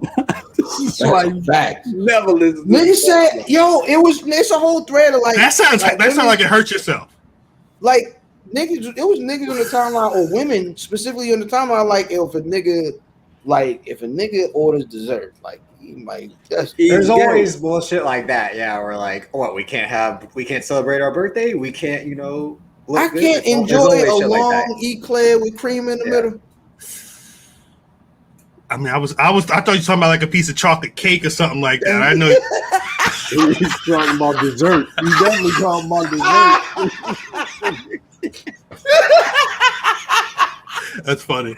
That's fucking hilarious. I saw. There's been a couple of rumors going around. One of the two I thought was really interesting. Apparently, there's talk that the WWE might be trying to get Braun back. Yep. Yeah. That's just because of AEW? So probably. And the thing is, and we talked about Keith Lee for half a second earlier, but the word is Keith Lee is not happy. I just said he had a tweet. That being the case, he also had a tweet that he took down because that's why I said he's going to tell his side in a couple of weeks. He said, or he said soon. That tweet stayed up. There was another tweet about him being dissatisfied that got taken down, and y'all got to keep Keith Lee happy because he's going to go over there and get busy. FYI, the revolution that Cuz been talking about for so long, nigga, it's here. Keith Lee is one of them niggas. Go ahead, let him go if you want to. I think they're gonna. I don't think they know what to do with that man, which is weird. One of my favorite things on the timeline is when they say "F around and find out." Yeah, facts. And again, that's harp on like being an NXT guy, but like he needed more time down there at the top. Like they didn't have to rush him up that fast. Again, like Karrion Kross came in and they're like, "We're gonna put the belt on him right away because it's too obvious. Like this guy, he's bigger than everyone except Keith Lee and Dijakovic and Punishment Damian Priest." Like Keith Lee still didn't need to go up right after losing the title. It's literally he loses that takeover next night. It's like Keith Lee is going to debut on Raw. Like what? That's what happens when white people continue to kill black people during a pandemic, and there's nothing people can do but say, "Look, y'all fucked up." That was a WWE saying, we're with you at least until next week, and then all bets are off. It's sad, but there could come a time where there's a Malachi Black, whatever Keith Lee's name's going to be, in an AEW match that could have happened on because he was Keith Lee before. It could be, but I mean, who knows? But either way, whatever it is, they've actually been beefing over that. They're beefing over that. They're beefing over the name. Yeah, they've been beefing over the name. If he let them trademark it, that's on him. No, they take that shit. I think he's trying to. Yeah, I think he failed trying to trademark it. Should have been. He probably should have handled that before he went to what was it? Access at Royal Rumble or whatever. That nigga name gonna be Leaf Key. Well, again, that's terrible. It shows again Keith Lee's his real name, and they can't trademark your real name. It's like John Cena says they own John Cena, but like his government name is John Felix Anthony Cena. But that's what I'm saying. It's who? It's the question is Drip. If he were to have a falling out with Vince and said, you know what, I want to wrestle at AEW, Vince would say, look, you cannot wrestle as John Cena because I own this. That might be your name, but if he has the legal trade, and what I'm saying is I hope Keith Lee has his ducks in a row if he's trying to keep that name, if he's unhappy and trying to leave, because if not, he's going to be fucking Leroy Jenkins or some shit like that. Like it'll be whatever. Bad Leroy Brown. Leroy! Whole damn better than the deep blue sea. All right, it's mouth singing time. Yo, hold on, because this is an interesting one. Because are you familiar with Leroy Jenkins? Leroy Brown? No, that's not what we said. Leroy Jenkins. Who the fuck is that?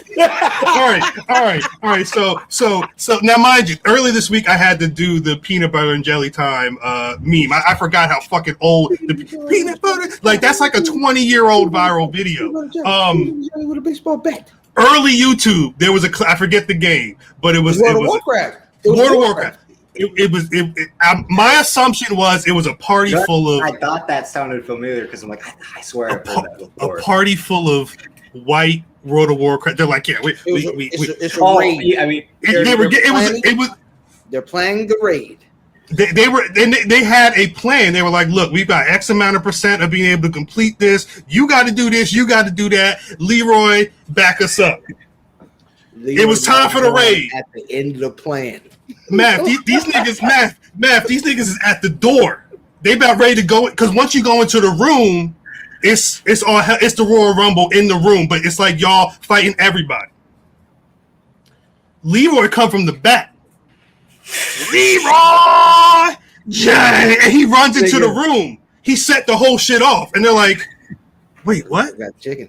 They ran into that room, murdered every one of them. Bam, bam, bam. I can't do anything. My shield. But oh fuck, what's going on? And at the end, they're like, "Fuck, Leroy, what the fuck is wrong?" Blah, blah, blah. And this nigga at the end, he said, "I'm my chicken." Whatever the fuck he said. It's legendary, yo. Man. It's so funny because when the nigga told me, it's super, you know what I mean? Mom, I'm playing again. Right. That's what I'm saying. When you were like, there's a bunch of white guys. I'm like, you didn't have to specify that with World of Warcraft. You were like, these guys are playing. Yeah, listen, I've got I'm a level 59 mate, and so we got a tank there, and we got a attacker. You get in your mouth. We're gonna go down and meet in the middle. I can't believe you have audio of Cody Rhodes talking right now. That's pre-algebra. That's pre-algebra on the game now. And then so you got like Louis Skolnick planning the plan, and then Nigger McGee comes in.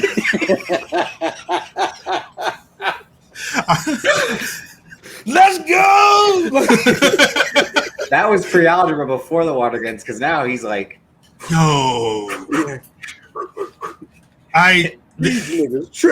I've always had there's been a running joke that I've had with Math that his son's going to take him out, but it's always because some random shit is going on, and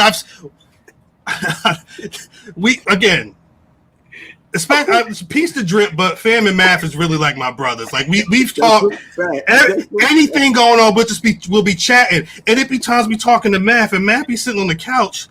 Pre-algebra's doing fucking somersaults down the steps. This nigga's doing cartwheels, bouncing off the walls and shit. And I'm like, I see the picture on the timeline. Everybody got the water guns. Math got the one picture with the water gun like these, like, I'm a whole shooter. And then it's the next picture. This nigga got the water gun pointed right at his gun. I'm saying, look, This why this nigga about to Put take that you off. energy on me. Yeah, now all of a sudden I'm the one that you got a gun, a gat pointed right at this man. You didn't, because it was typed out. You didn't know how I was saying it. I know. And I'm saying, don't you put that on me. What's that you want me, Ricky Bobby? Ricky Bobby. Yes. I don't want it to happen, but I mean, look. You know what's funny?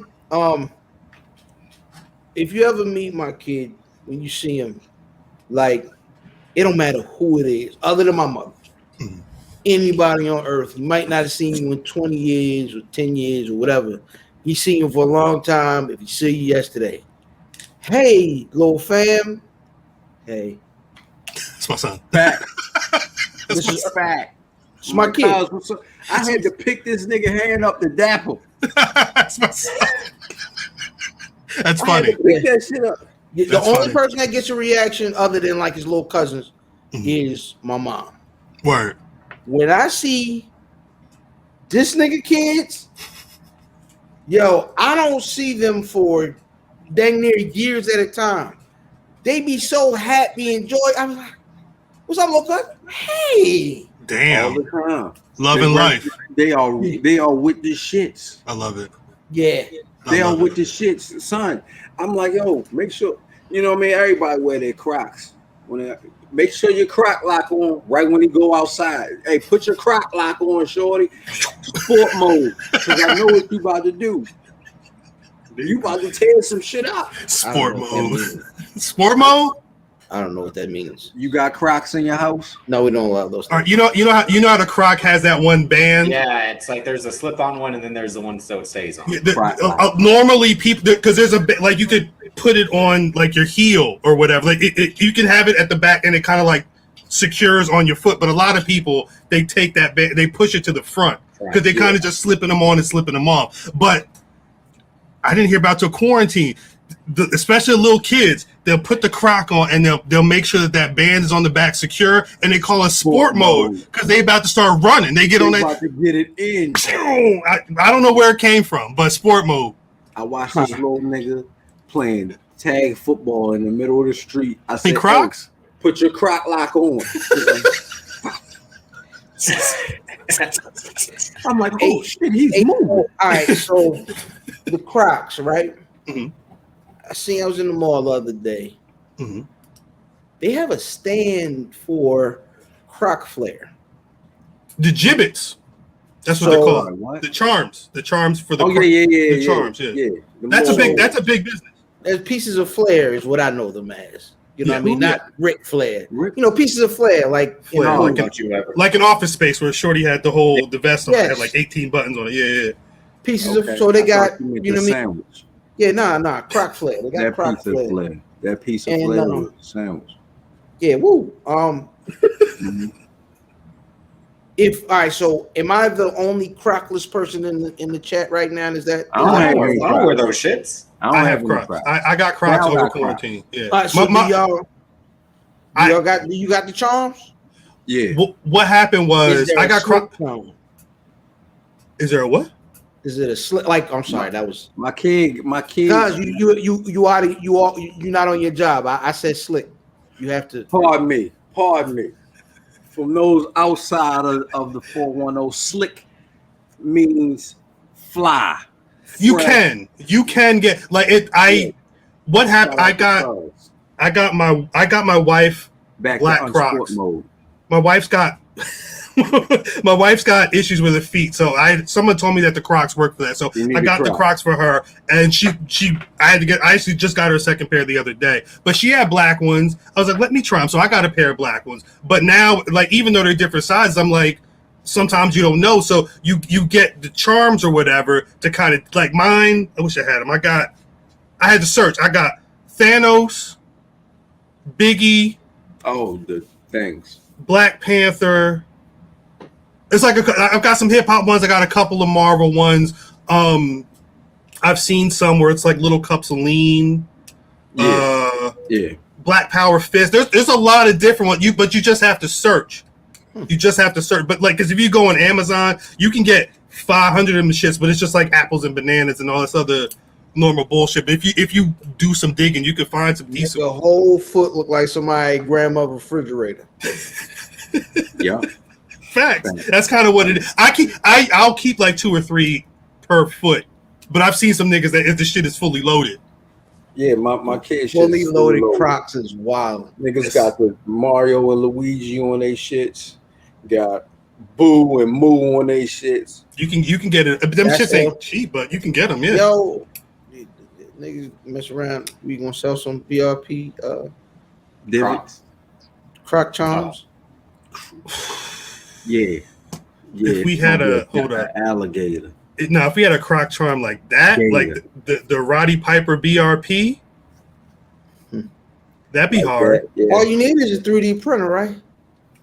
It's some type of. It's like a heavy, like a punch, heavy gauge rubber.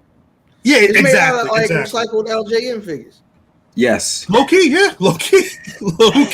And they just stick a thing in it so you can put it in the slot on the Croc. But yeah, again the ones that I saw definitely made out of dildo meat.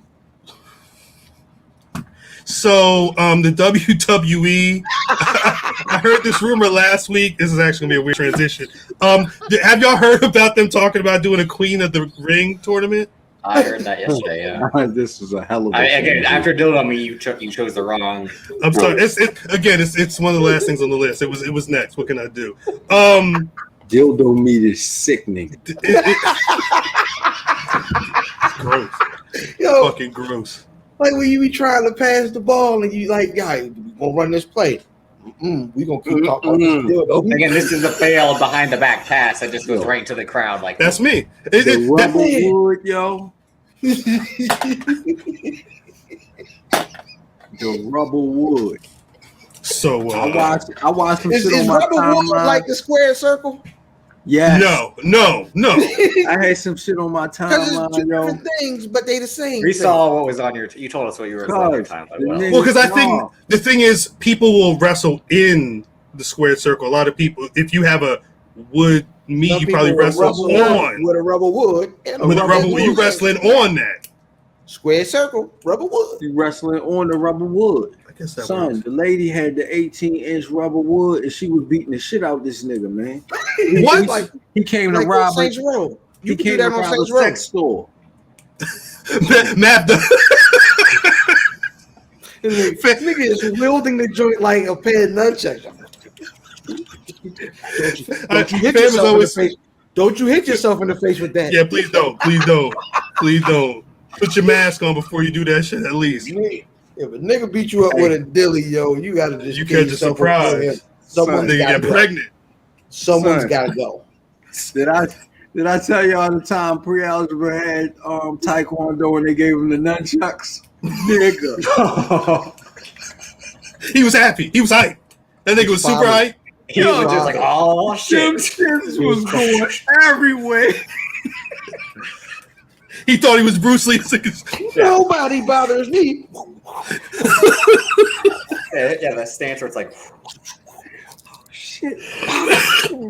Yeah, I would have the plastic ones as a kid and be like, shit. Like, all right, Math. I got a serious question. I'm not trying to be offensive, okay? Uh-oh. Well, no, because all right. Hey, buddy. No, wait. When we were kids, and this is offensive. When we were kids, when niggas was playing karate, they always made the like they would always do those noises. Now, I learned that in karate classes, they act like you're supposed to make those noises when you do the actual moves. Yeah, it's like slapping the leg for a super kick. Do they make noises when do they do that with the nunchucks, or just are they like what do they do when they're doing that? So they have to make the noise of the shit moving. That's crazy. Is that why niggas when they be boxing they do this? Yeah. So my son was going to the accredited. I can't even remember the name of the motherfucker. Was it Tiger Lee or whatever that shit is called? Yo, he was the guy. His father was on the board of. However, you had to get accredited to be a taekwondo master. Oh, is that Kim's Karate Hood? I'm out of here. Nah, it was like so. This is a very local thing. But there was when we were kids, there was always a commercial. For a karate school. Nobody bothers me. Nobody bothers me either. Kim's Karate. That was the commercial. And that's cool. So legit. Wow. The master says, he said, "Yo, motherfuckers legit think when they go to these dojos that you can get that this is real." Like, nah, it's not real if you don't go under a master that's been right. That so you might have went to Kim's Karate and had a black belt, but they ain't respected outside of Kim's Karate. It was an off me belt though. I might not know what you know, but I'm gonna keep these niggas off of me. But they not going. Well, yeah, it's like wrestling. Like, did you get trained by so and so, or did you go and get trained in the New Japan dojos? Like, I won the fight. Yeah. Nigga said I learned how to fight in the basement of Spring Meadows. Yeah. We can remember that first Creed. In the first Creed, you hear like Michael Jordan go, motherfucker, when he's punching himself in the mirror, like, motherfucking Ronald taught me how to throw these bitches. Yo, Ronald was crazier than angel dust, nigga. What he do? That motherfucker walked around with the little Bobby's joints in his, the little balls and shit, the ballies in his head, like he was on Don't Be a Menace and shit. Crazy, son. He didn't walk around. And a jump rope. He would walk around with a jump rope? And his hands wrapped. Wait. So he had tape fists and a jump rope just walking the streets? Yes. Yeah, this was the with nigga the little shits in his hair? He had bunny slippers on? Why don't you ask him, nigga? Shit, put him on the pod. I bet you go to ask him. Give him the StreamYard link. I'm damn sure gonna ask. That nigga ain't got no electronics. Oh, well, then fuck it. Don't. That nigga Well, Math, do me a favor. Can you run the message to him, see what he said? No, that's actually because there's two jokes. There's two jokes there. No, it's two jokes.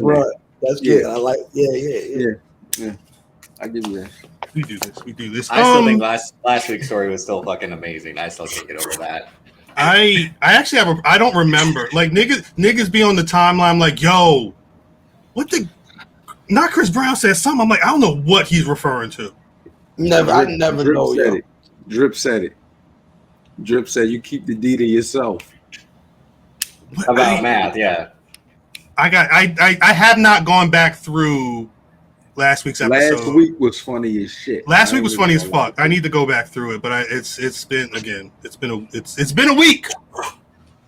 It's been a fucking week. Shouts out to Where's Buffy. To the buff. Is there? We've had a 2-hour show. Get y'all niggas hours of my verses. Content is king over here, and I think we're sitting in the big palace right now. Shouts out to Vin. I mean, Vin told you already.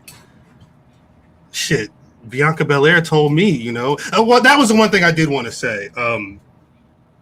I did like we've talked about it before on the pod, but I think the Rolling Loud situation made me realize, and I don't know how genuine it is, but the WWE has made steps to, align with the culture. They got Tiffany Haddish hosting the SummerSlam. After party. Still. After party. Still.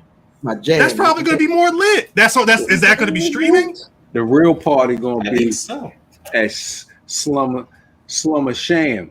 We will not. What's the first rule about Fight Club? Yeah, I'm about to say. I heard about it. I don't think I'm supposed to hear about that. Fight Club. Man said, all right. What club? On that note, y'all got any Black Rasslins of the week? Before we do that. Say less. Before we get up out of here, you mentioned it briefly this weekend.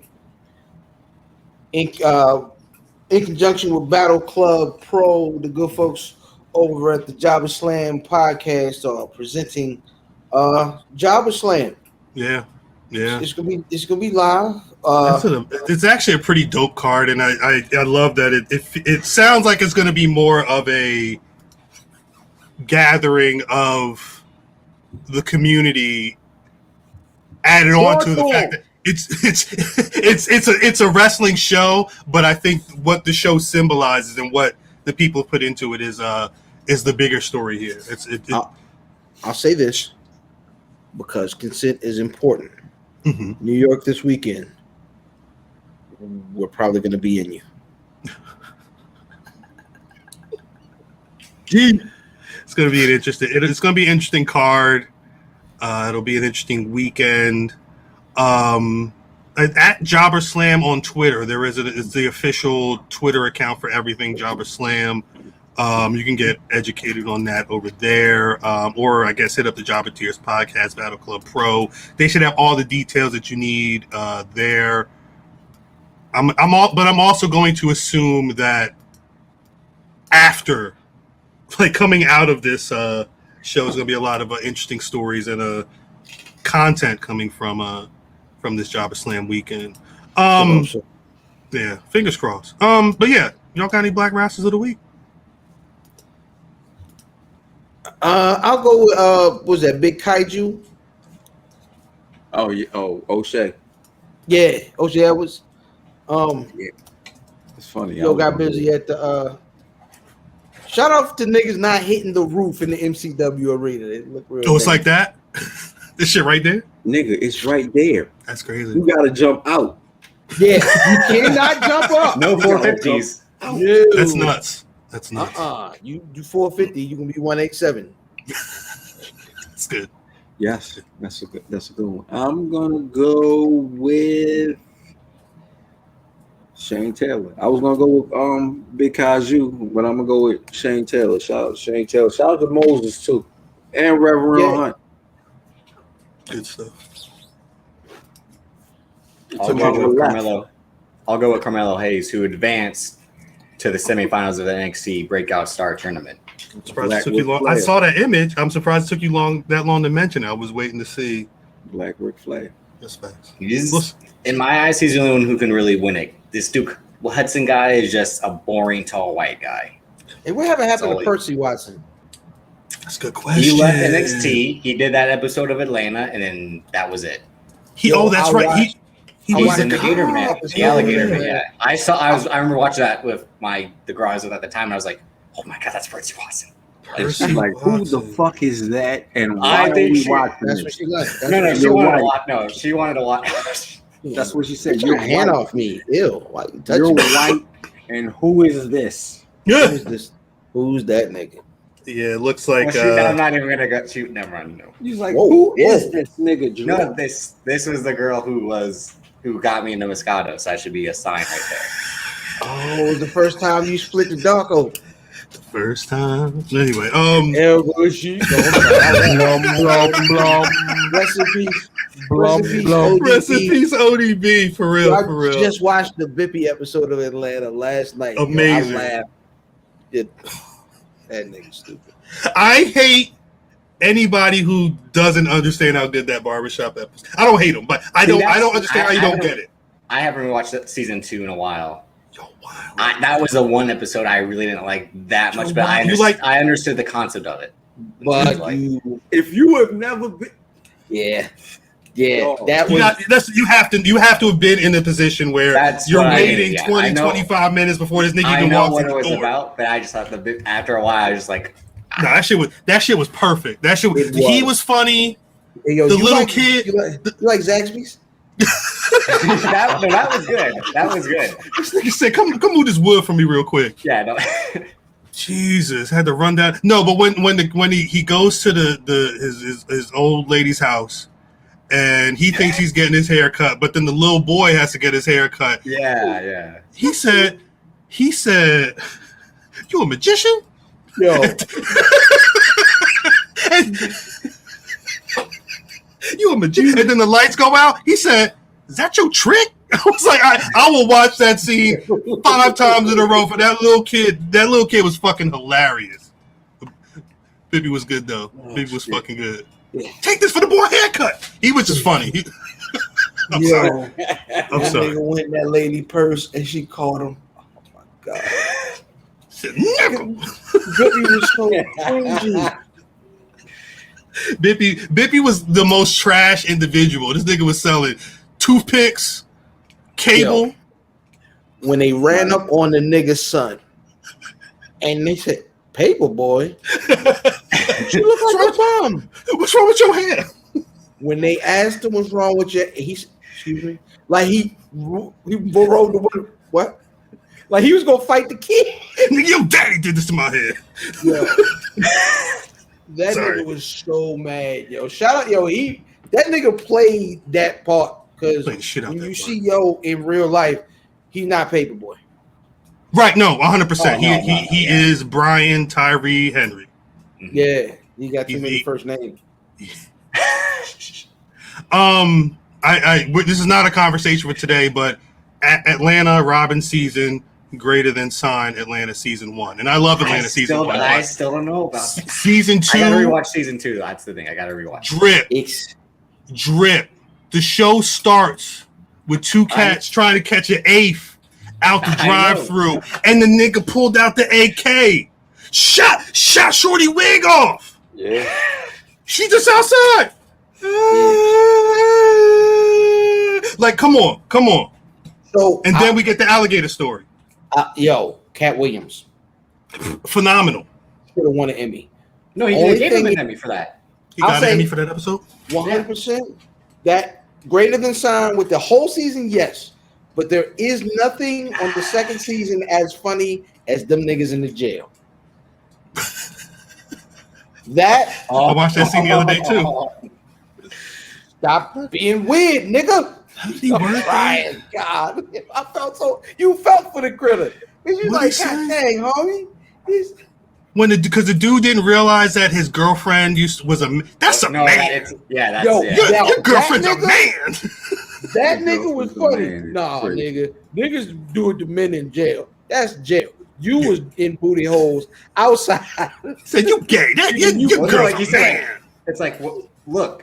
This is the men's section. Right. Like if he took 2 seconds to realize where everybody was, but the fact that Donald Glover is like Earn, the fact that Earn is so shook, he's just like, hey, love is a spectrum. What you want me to tell you? Like it's I don't know. It's a perfectly written show. All right, let me ask you a question. Is his name Aaron? Earn. No, his name is Ernest, but it's shortened to Earn. Because if your name is Aaron around they call here, you Earn. It's Earn. What no.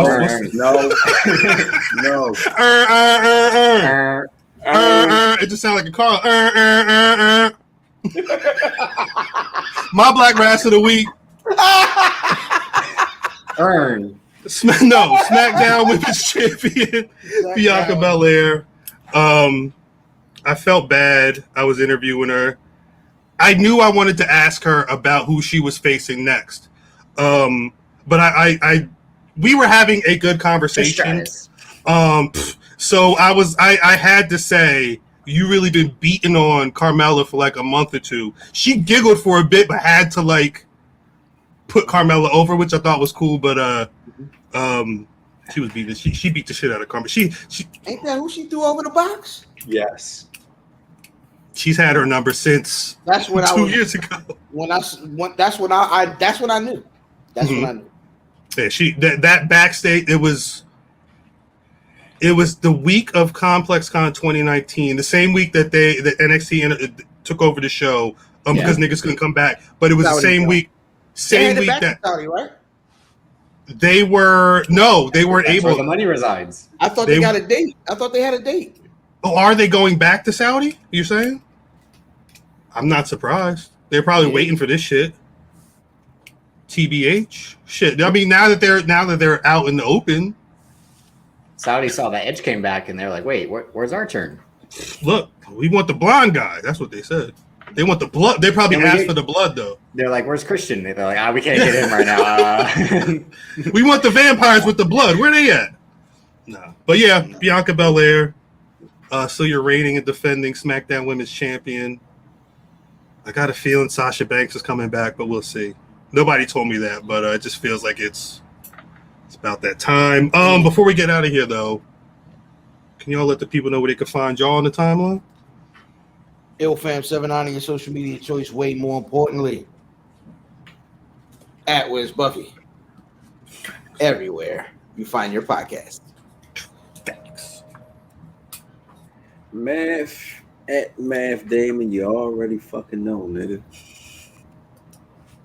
True. That Chris Bay shit coming. Wait. Shouts out to everybody for representing for the bad news. I'm sorry for the people that missed it, but nah, nigga, it's gone. Fuck we them. tried. We told y'all. It's over. We told y'all. Hey, if you missed it, my brother, you got to get your own. See if they got them up on eBay. My brother. What about another you, Trey? Wash nigga reference. On Twitter, at Davis, aka Drip. Instagram, Davis Colin DC. As always, the J White Boy BRP. The next predictions champion. No, you can't. You ain't allowed to say predictions. Nothing. We'll see. Nothing. We got some time. Chonto! I will. I say we'll see. Soon. I will. Like, yeah, all right. It will be mine. Oh yes, it will be mine. We'll see. I don't know about that. I'm at Cal on Twitter, at Black Rasslin on Twitter, Facebook, and Instagram. BlackRasslin.com is the website, and always you can find the Black Rasslin Podcast, Spotify, Apple Podcasts, Google, where the fuck you get podcasts, we there. YouTube.com/Black Rasslin. Like, comment, subscribe, review, rate, share the shit. So, but please, sub. Run them fucking numbers up for real. Again, if you enjoyed just seeing Peter Rosenberg on this podcast, if there's anything that we said that made you laugh, and I know it was because every fucking week, y'all telling us Rosenberg in the Discord, hit the subscribe. We'll make it happen. Rosenberg in the Discord sounds crazy. Greg's gonna have to make that. I don't know if I could be the one that could to do that. I would feel like I'd be doing a disservice to. Nigga, if you thought Matt Cardona. That's good. It would be a problem. It would be a major. One day. You know what? I give it an hour. Facts. Oh yeah, it's just like Chris Ann was there one day and was like, nope. It's too horny in here. Facts. She didn't want to say it, but you knew what it was. Yeah. You knew there was a presence. I wonder if niggas was hitting on the side and say that. I really like your takes on professional wrestling. Show me what your number is. I want to talk pro Is that per plus? I really like your makeup. Where you get that done? You get that yourself, baby? Can you make me up? Who is that? Don't say it. You know damn well who that was. See right here. I'm out of here. Like me or not, I didn't come up here to be liked. I came up here to get paid.